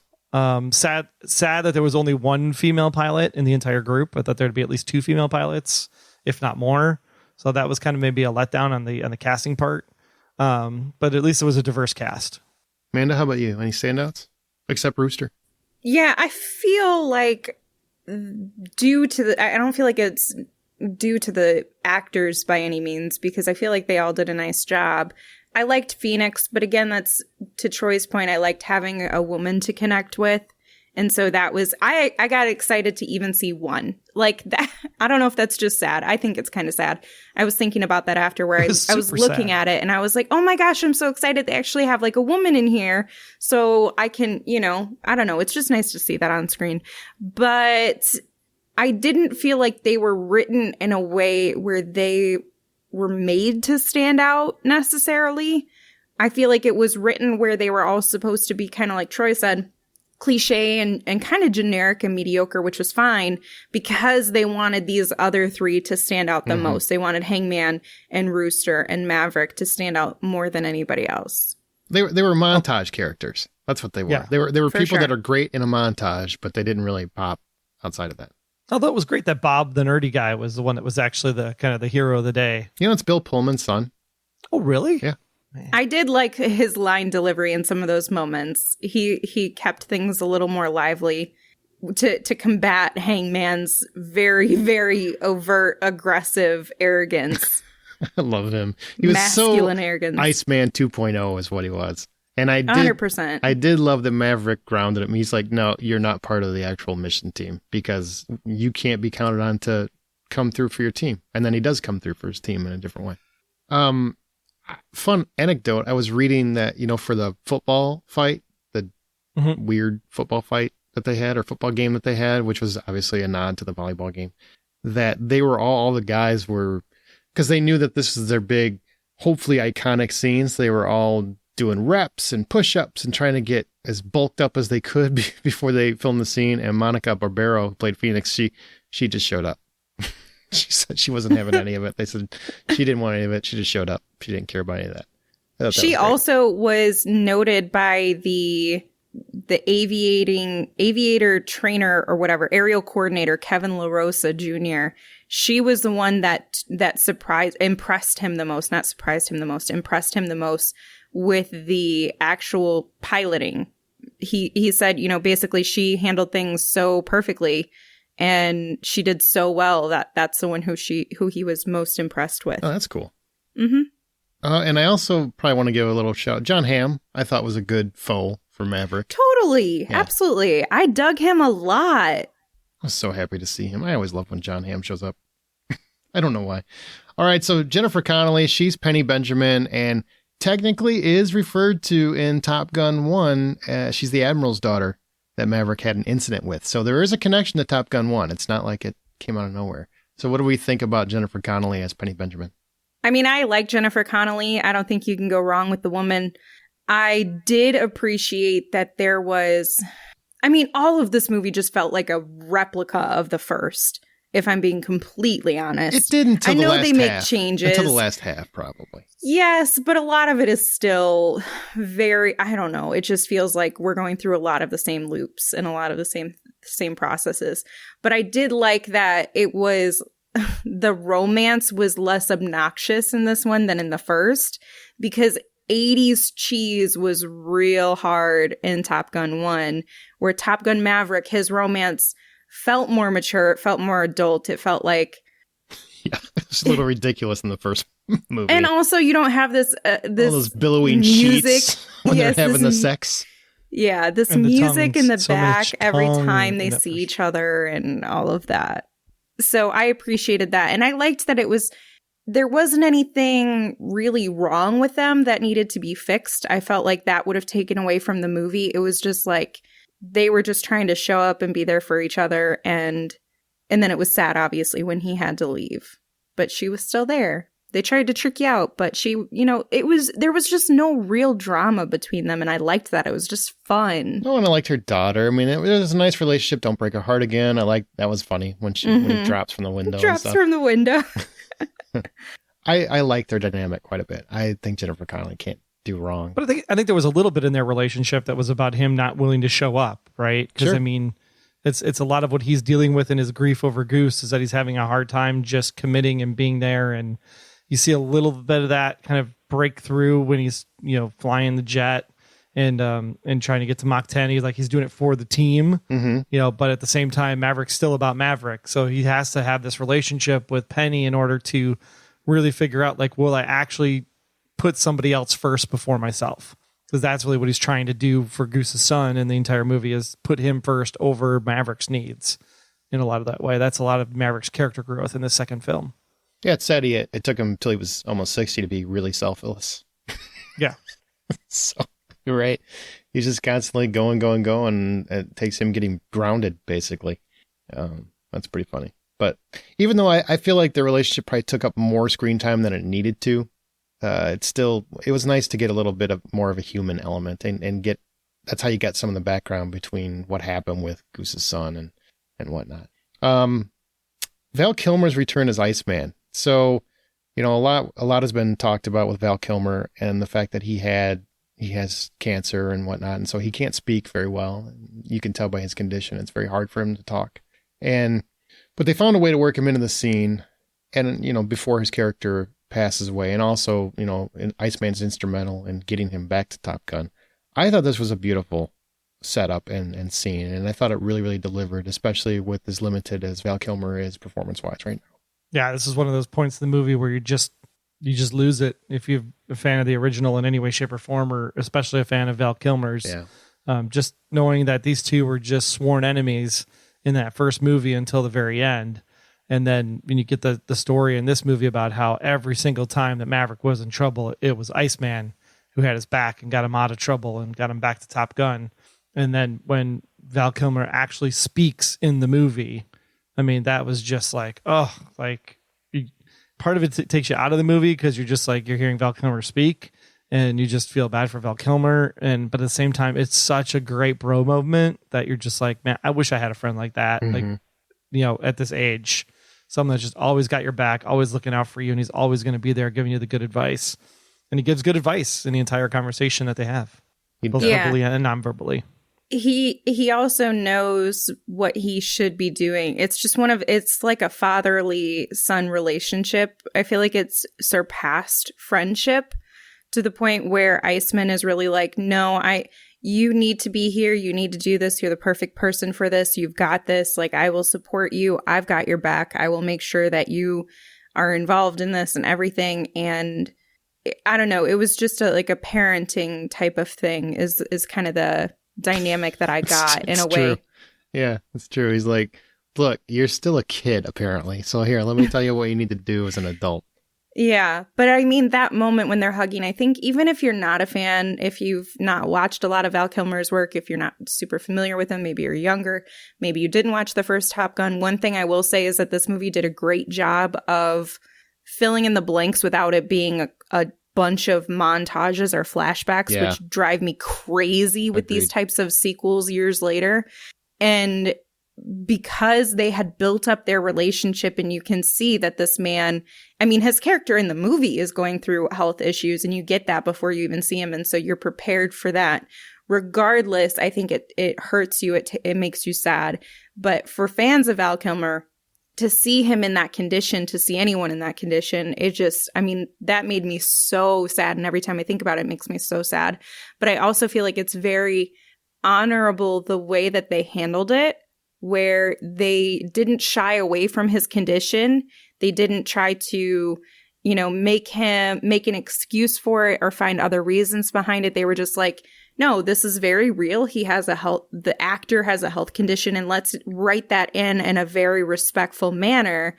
And it adds to the difficulty of emotion, but I think it's also a way for you to see Tom Cruise and Val Kilmer connect years later on their emotional brotherhood relationship that they probably have. Yeah. I highly recommend the documentary Val, if you haven't seen it, on Prime Video. Just fantastic documentary about Val Kilmer. It was good to see him back. I'm glad they made that happen. Now, let's go to the most okay actor that ever okayed. As he should be known, Miles Teller. He is quite the supporting character in anything. Even when he's the lead, he feels like the supporting character. He's fetch is what he is. They keep trying to make him happen. Hollywood will not stop trying to make this guy happen. Poor Miles. I do feel a little bit bad for him because everybody hates him. I don't. He it's his face's fault. He's got that face. It just makes him, hey, he had whiplash, right? I mean, that's always what people throw at me when I say, well, I think he's just an okay actor. I don't think he's terrible. He's just okay. But they always, well, he's in Whiplash. I'm like, but do you remember him mostly from Whiplash, or is it J.K. Simmons? If you really think about it. Do you know what it made me feel, though? Okay, so everyone knows that I feel like Tom Cruise is a very okay actor. He's not a bad actor. He's not a great actor. In my opinion, he's just an okay actor. However... And you never miss a chance to say it. What's different about that? Hold on, and neither do you about Miles Teller, but okay? I'm correct. You are wrong. But watching Miles Teller in comparison to Tom Cruise made me feel like, you know what? I think Miles Teller might actually be a bad actor. Like, he's not just meh. He's not mild Teller. He's just bad Teller. Like, he's not good. He is better here than I expected in parts of the scenes, but there were so many moments where I was like, dear God, man, why did they give you this role? Why did they encourage this? Yeah, it's He's, yeah. I got nothing more to add to that. I mean, that's usually how I will say his performance didn't really bother me here. I feel like the mustache was a nice, clear echoing of Goose. He didn't do anything to hurt the film, put it that way. And much like I've always thought, I think he's just okay. I don't find him charismatic. I don't find him a very good actor. I just find him okay. And he just happens to pop up in all kinds of things that I don't know how he got the job. This being one of them. Because you got Glenn Powell, who I think is ferociously charismatic. And he could have 100%. dominated the role. And I think they were both up for it, and they chose Miles Teller, but they just gave him this part. They wrote Hangman mostly for him. And I'm just like, you should have made Glenn Powell Rooster. You really should have. I think this could have been even more impactful. I think this worked fine, but I think it worked because Tom Cruise made it work. I felt he was fine as Rooster, but didn't really a lot of the pathos didn't come across for me. But I also am obviously biased. So, Troy, what do you got on old Miles Teller? I think they made him too much like Goose and made him look exactly like Goose with the mustache, that it was almost a little off-putting at times in the course of the production. I like the character. I like the concept from the story perspective around why Tom Cruise, did what he did, and the fact that it was Goose's son. It just, the look of the character seemed a little bit off-putting because it kind of pulled you out a little bit just because of how much he resembled Goose in this particular movie. Two on the stash. Yeah. But he didn't hurt it. Now let's talk about the big dog, the one Amanda can't seem to stand, but the rest of the world is a big fan of. Tom Cruise, who I gotta say, the opening weekend was in the States was like $160 million, I believe, for the 4-day weekend, $124 million for the 3-day, something like that. He's never had an opening weekend above like $65 million before this in a 40+ year career. That boggled my mind. And he's had hit movie after hit movie. So, I mean, that's really insane if you think about it. But anyway, Tom Cruise back in the cockpit. He's almost 60 years old, playing Pete Maverick Mitchell. What do you say, Troy? What do you think about the Cruise? Did he bring it? Because I would argue this might be one of his best performances in years. Yeah, I think in this movie in particular, Tom felt like he made, instead of being, I don't know, above everybody or above the movie itself, it just, we're like, oh, it's Tom Cruise, and it's just Tom is glowing, and Tom is Tom, and Tom is there. I felt like this was the first time I saw a character really emerge in a long time from him, where it just, you got to the pain he was feeling of, doing the things he needed to do for Goose's son, the disappointment that he always ran into with Penny, and the fact that he always had to leave all the time, just his desire to push and do everything he could for his teammates and make sure the team wasn't disbanded, and that he would put his life on the line for everybody else so that they would be successful. There was a lot of good that he brought to the character this time around that actually made me feel like Maverick is a pretty good guy compared to the first movie, where he just felt like he was a hot shot, jockey, just, wants to get out there and prove everybody that he's just super awesome. This felt like a full, complete character finally. Yeah, actually, I completely agree with everything Troy said. This does feel like we finally get a really good performance from Tom Cruise, where I feel like he has a defined character. It's not just Tom Cruise playing Tom Cruise. You can see his emotions on his face without it being kind of cheesy, which historically I felt has been the case. He has a problem with actually crying. He teared up in this, and I was like, oh, okay, it felt real and authentic and natural.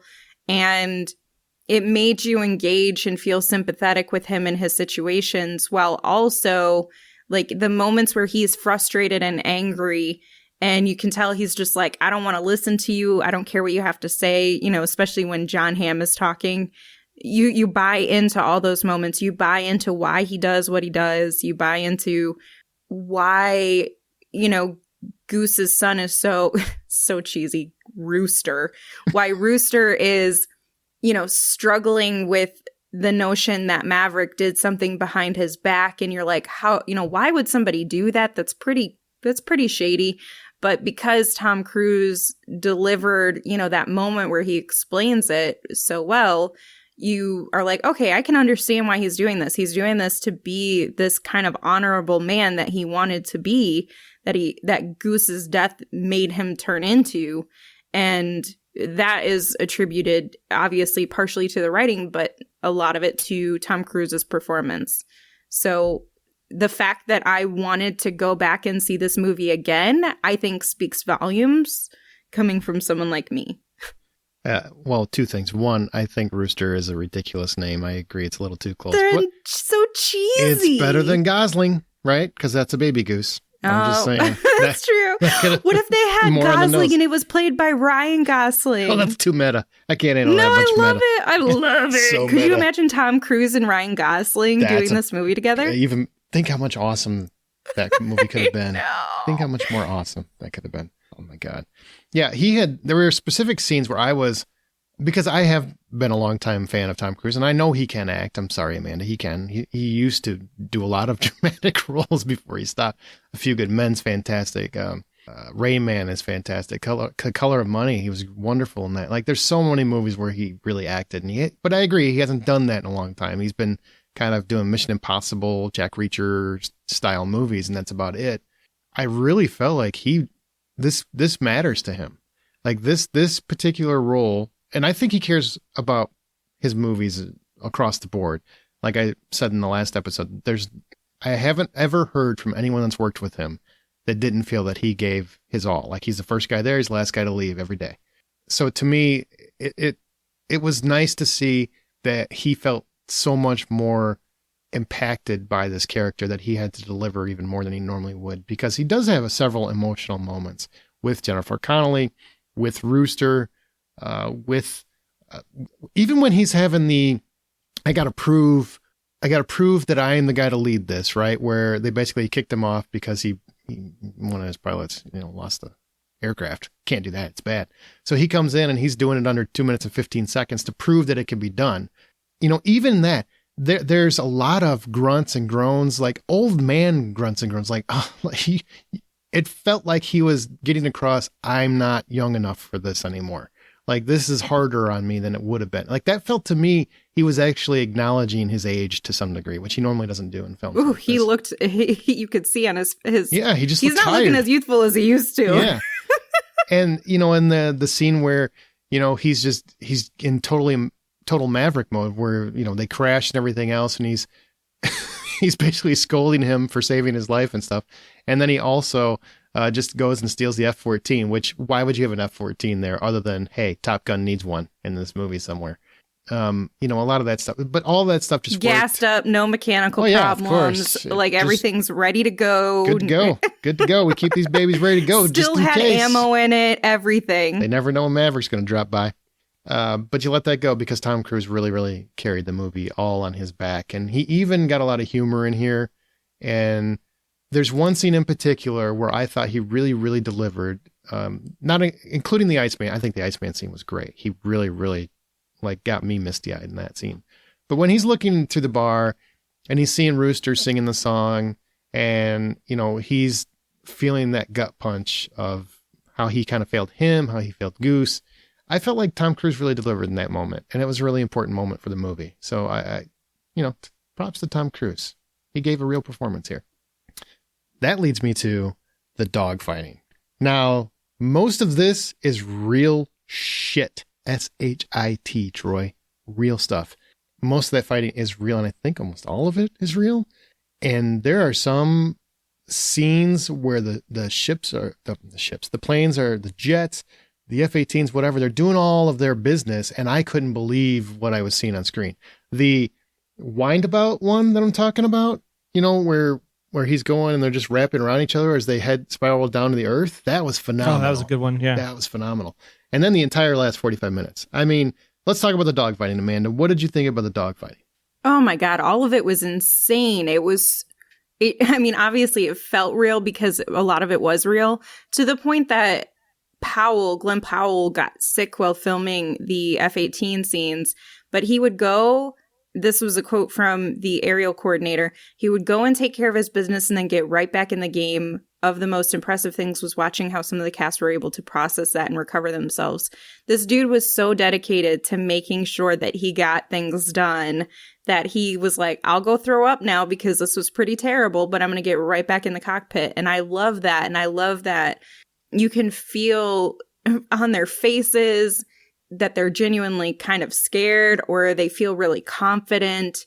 And the way that they're choreographed, I guess might be the right word for this, is just beautiful. Like it truly feels like you're watching a little bit of a violent dance happen in front of you. Yeah, I mean, the biggest thing with the dogfighting is just the maneuvers to like the flares, like the way to avoid the missiles and anything that they could do to like not get a missile lock on them. I think a lot of that was really interesting because you don't see the flare option in the way that they did it in this movie with like flares and bank right and flares and steep climb and flares and dive to the ground. And it's just and then the way they shot it so you could actually see the flares arc and make the circle so that it would draw the missile in. I thought that was really fantastic. And then there was this one, I'm going to put on the brakes and he's going to fly right by kind of moment. Yeah. But it wasn't that moment. It was something totally different with this new technology they had for the enemy planes. We all of us in the theater just was like, what was that? Because the plane like put on the brakes, but then it did like a UFO spin turn thing to come behind him. And we were just kind of like, what? Oh, and man, that was so it was cool. It was just so cool. It was so cool how it was done. And the inverted and the way that they inverted, and we actually, because the first movie inverted is a big deal, but just to see so many different versions and variations on how to fly inverted in this one, just shows how much further jets have come since the 80s. And then just the appearance of the F-14 when you see it, it's just like how cool it is and how they take off on the runway for it. It's just, you mean the F-18? So awesome. F-14 is the old one.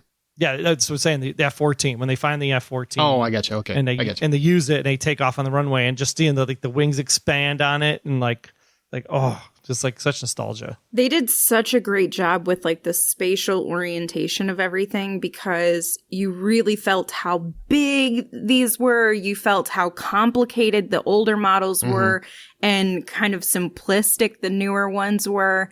You really understood how terrifying, absolutely terrifying what their mission was going down and over and how difficult it was to get that laser pointed right and then get the missiles and happen to get out and just barely miss the rocks of the top of the mountain and all of that.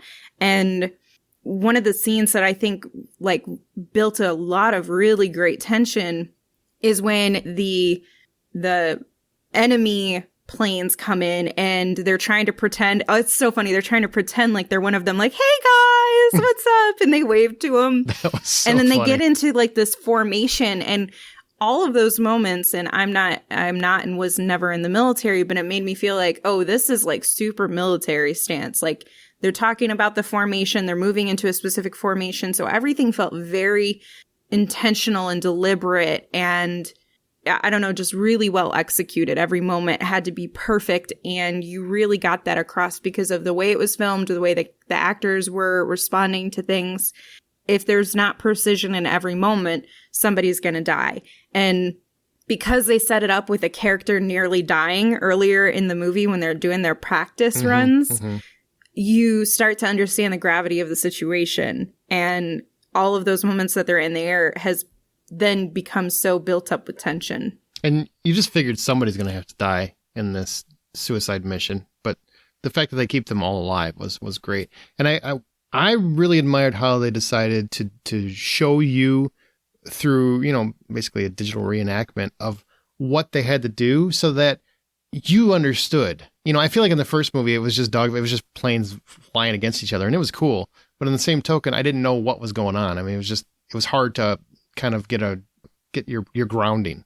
And here I understood what they were doing. They had to maneuver through the canyon, then they go up, then they go down, then they have to pull up and go against, and just go straight up the mountain. Like we had a complete understanding of what their entire mission was, which made it really, really easy to follow what was happening, which I love that part of it because I wish the first movie would have had a little bit more of that.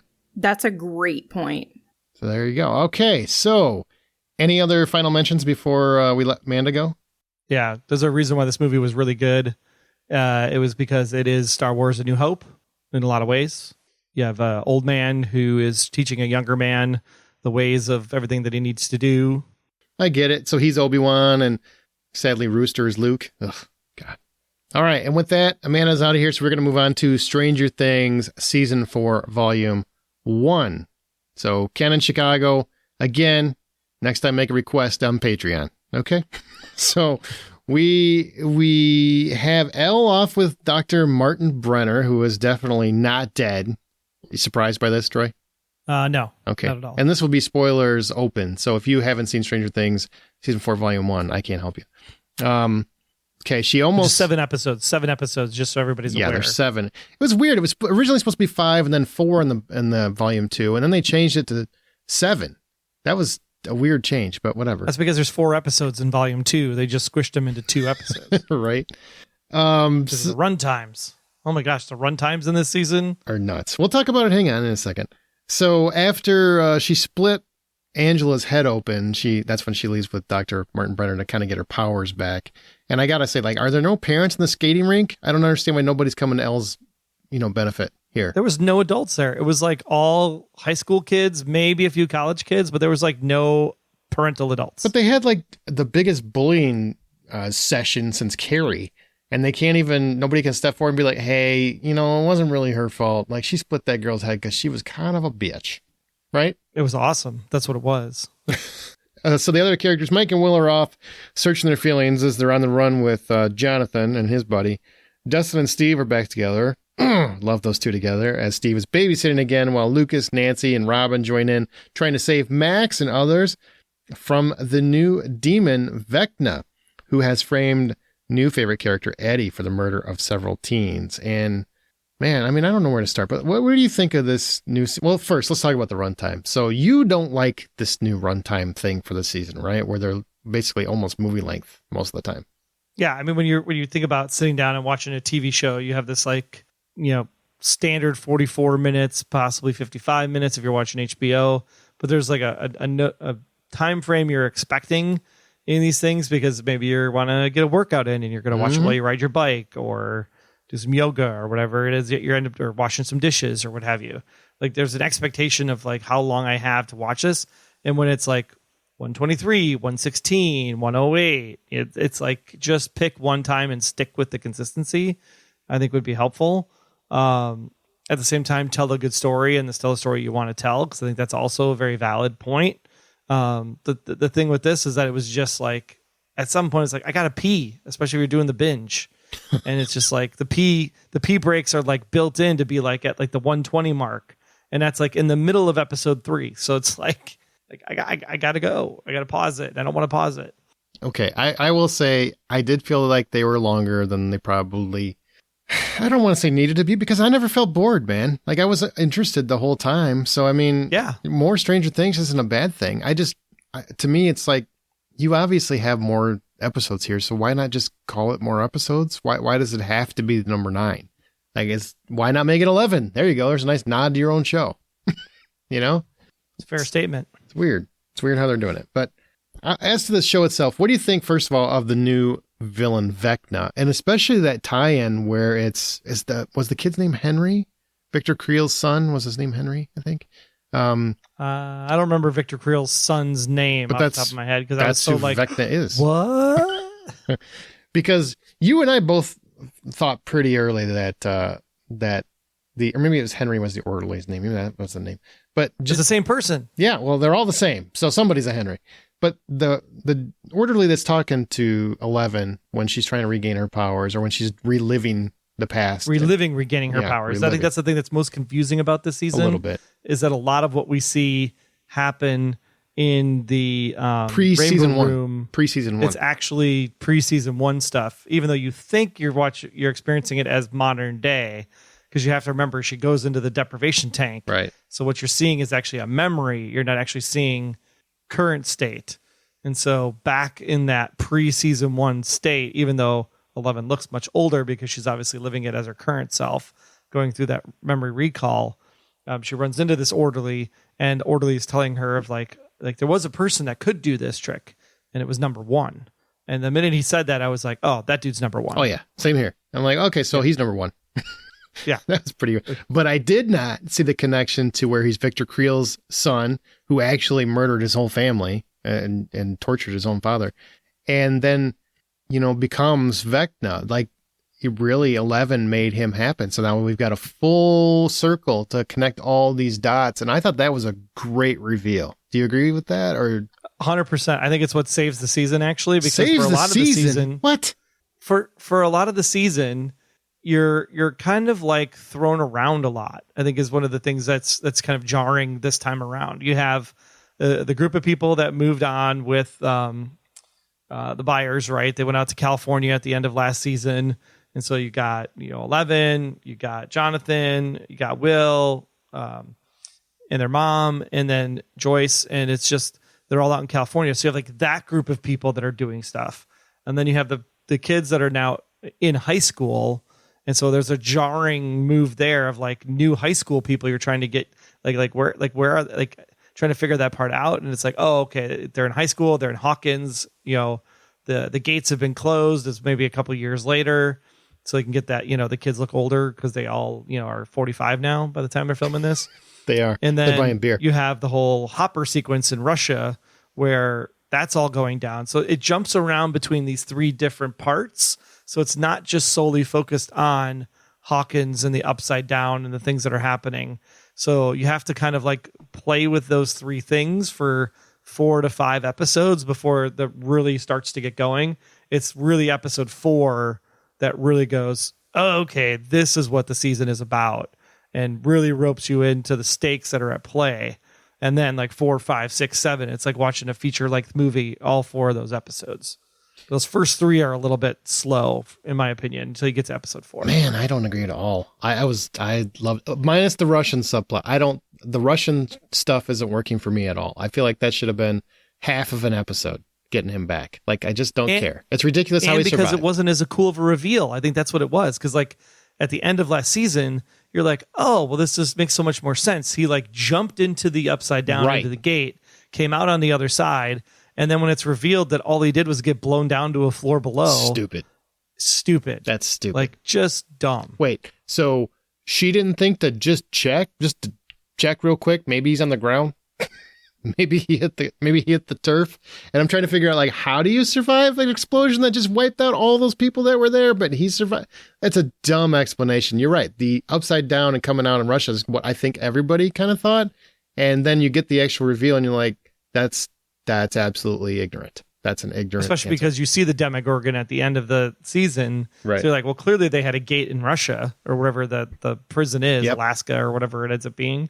Trying to pull that Demogorgon through, like, it would make more sense if the gate was in Russia versus capturing a Demogorgon in Indiana and then flying it back home. I mean, come on. Well, I mean, Alaska, you can see Russia from their house. They're in Russia. It's just, Alaska's really close. It's weird, man. That's a weird solution. I don't like that subplot at all. I still love the characters. I think Hop is always a fun character to watch, and it's cool to see him kick some ass, and it's nice to see a couple Game of Thrones nods in there. But in the same token, none of that is really doing much for me. None of that. The kids are where it's at. But all of the kid stuff, I'm enthralled by, especially Steve and Dustin. I want Steve to be the character that outlives many of the kids, honestly. I just find Steve to be the most riveting character and a goddamn hero. Of him because he's the babysitter. He's a goddamn hero is what he is, man. Yeah, and he's going to get Nancy back. I've been rewatching a bunch of Stranger Things, kind of like I was getting ready for this season, and I like this season more than 3, by the way. But it's amazing to me, like, how far that character has come, how far he's developed. And he's always the character, do you ever notice this? That he's always bitching about being the babysitter and stuff, but he's the first one to do the hero move. Yeah. Like, he doesn't blink. He just does it. And he's the first one to go through Watergate down at the bottom of the lake. He's the one that saves Max. Really, the other kids were like, no, wait. And he's like, no, I'm calling it. She can sue me. And that's what gets him going on trying to figure out how to save Max, which I will agree with you. That is probably one of if not my favorite Stranger Things scene is where they save Max from. Yeah, Vecna. The cinematography, the color schemes, the music playing. The Kate Bush song. Oh, yeah. I mean, now here, not to poo-poo it by any stretch of the imagination, but given Max's upbringing, her dad, leaving and then living in the trailer park, like, I feel like she's not really a Kate Bush type person for that to be like her favorite song. I disagree. If you really listen to the song, I mean, she's going through a lot of emotional turmoil, and that's a really kind of almost emo song. So I feel like it fit what she was going through, because she really kind of blames herself, and she's really regretting. You can tell by the letter she's reading to Billy that it's a much more impactful moment, and that's why that song it's speaking to her. And I think we all had that when we were kids, right? We had something that we were going through something, and a song, we were just talking about soundtracks. I had it happen so often where the song would be speaking to me in a moment of struggle. That's what I think they really, really illustrated that moment well. And I also think I see so many people talking about, it's just great to show friendship and all that, which is great. But it was a great mental health moment, I thought. How they showed someone that was really just really stopped caring about life and was forgetting that there's a lot of people that love her in her life. And she was forgetting that. She wasn't seeing that. She was so depressed, she wasn't seeing it anymore. And even though they were still right there trying to do it, and it took her almost losing her life to really see that. I thought that was actually a beautiful moment. And Sadie Sink, I think, is the most talented of the young actors on the show. For sure. So I love the direction it's going. I've been enthralled with it, except for Russia. Every time Russia happens, I'm like, there's your pee break, Troy. Yeah. And I feel like it's also not as 80s on the nose as like the last seasons have been. I feel like it's kind of like left the 80s factor to it and just focus more on the story. Except for Mike's outfit. Yeah.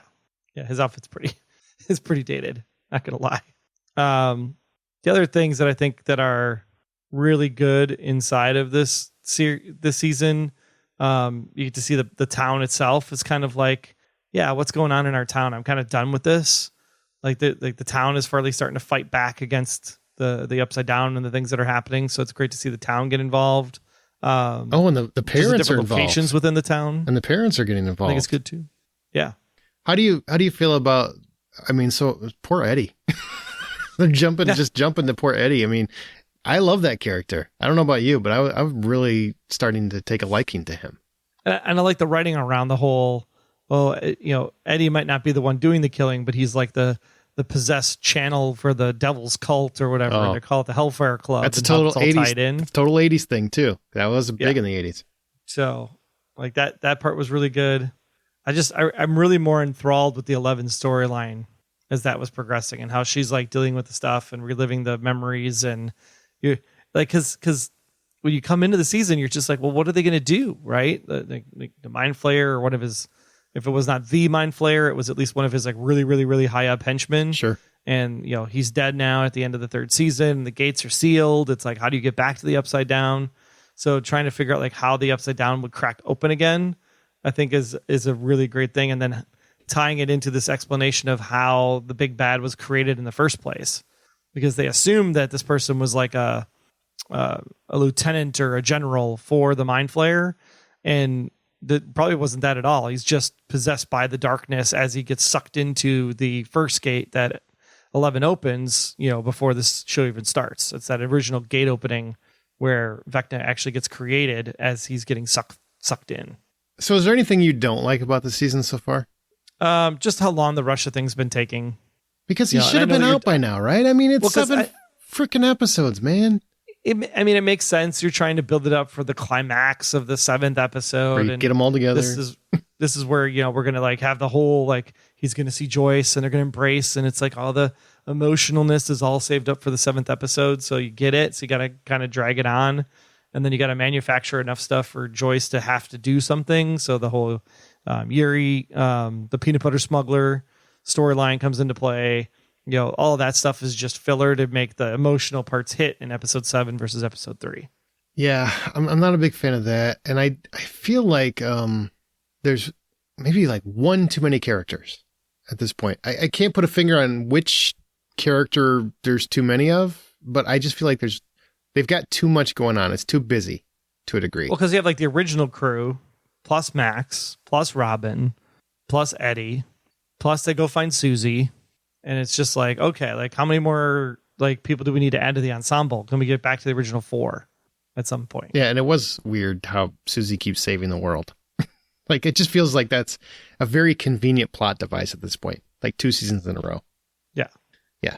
I just feel like there's one character too many, and I love all of them. I feel like Robin's a little shortchanged in this season, where she was just adorable and riveting in every episode that she was in last year, and this year I feel like they're just trying to make her fit.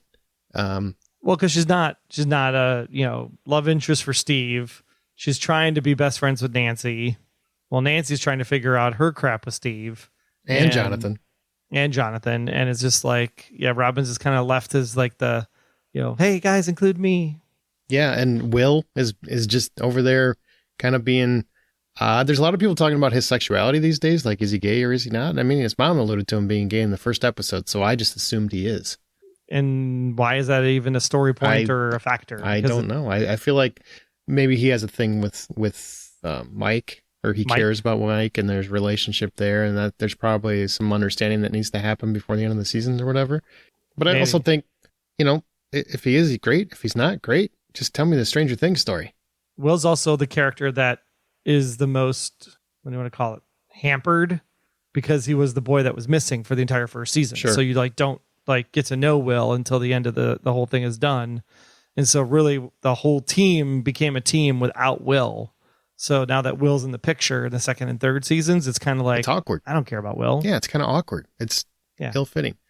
Can you just kidnap him again and just make him disappear? But I did like the friend dynamic, because that was really important. Like, as kids get older, even if they were close-knit friends, you do find wanting to be popular. So you kind of like Lucas, he joins the basketball team and you want to go there. And they were also kind of jerks by not going to his game. It was like the one game that was really important to him that they show up, and they didn't do it. They went and played D&D together. Those kinds of things, those fractions happen in close friendships. And I'm glad that they're kind of addressing them, and it feels real, feels genuine. And the times when I thought Lucas might be doing the wrong thing for popularity's sake, he did the right thing, like leading them to Hop's cabin as opposed to where Eddie actually was, and actually trying to warn them. I mean, he didn't change who he was, which is what I hate in shows when they do that, where now I'm with the popular crowd, so now I'm doing the mean things. You know what I mean? Because that's not how real friends typically would do it. They'd still be real friends. They might just not be as open publicly as they used to be. Even though he looks the most different of the entire cast. You think so? Oh, yeah. Like, at first I was like, who's this guy? Him and Mike. Mike looks like he's Lucas? 37 years old, and Lucas looks like he's 38. But it still looks like Mike. Lucas looks like Lucas, I think, except he's got muscles. No, Lucas does not look like Lucas. Lucas looks like he aged up a lot compared to everybody else. He definitely worked out a lot. Everybody else is still eating Cheez-Its and freaking SpaghettiOs. And he's over there's like, protein shakes, baby. I'm an athlete. Great basketball win, too. And I do, what do you think about this satanic section of the town? Because D&D was seen as kind of like the devil's game back in the 80s. There's a long period where that was the case. And I know you kind of talked about it before, but how do you because I can see this really turning the town against the kids. Yeah, it'll be an interesting thing that they can play off of for the final two of the season, right, when it comes back in July. Because I think there's a movement there that the town being all riled up and going after everybody. You don't see it a lot of it, because you end up seeing the cops come to the lake, not the townspeople come to the lake to find the kids. So I think that's going to be something that's going to be really interesting as the rest of this plays out, as they figure it out. Okay, once 11 comes back into the picture, once they have to actually go kill Vecna once and for all, how the townspeople are going to mess that up, I think is going to be an interesting thing to play with. Okay. Anything you want to say more on Stranger Things before we call it? No, and actually I felt like, I don't know if it was just because it was 7 episodes, even though all the episodes were longer, I felt like the binge this time around was easier than, say, season 2 or season 3. Like season 2, it just seemed like it was an all-day affair. Like, this didn't seem like an all-day affair. Maybe because I broke it up over 2 days, but...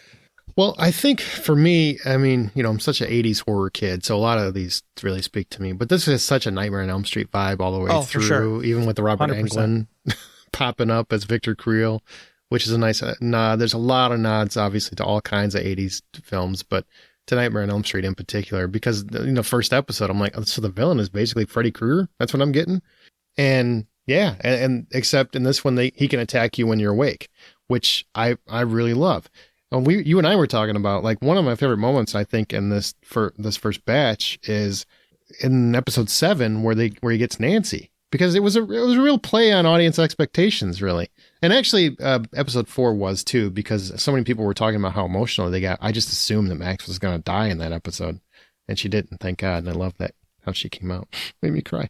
But the Nancy episode, so they're leaving the Upside Down. They're pulling out, which is very clever, by the way. Dustin, the physics on it was awesome. Dustin is a genius. I think he should just be running the show at this point. I love how he's like, yeah, when are you guys going to believe me? I'm like, always right.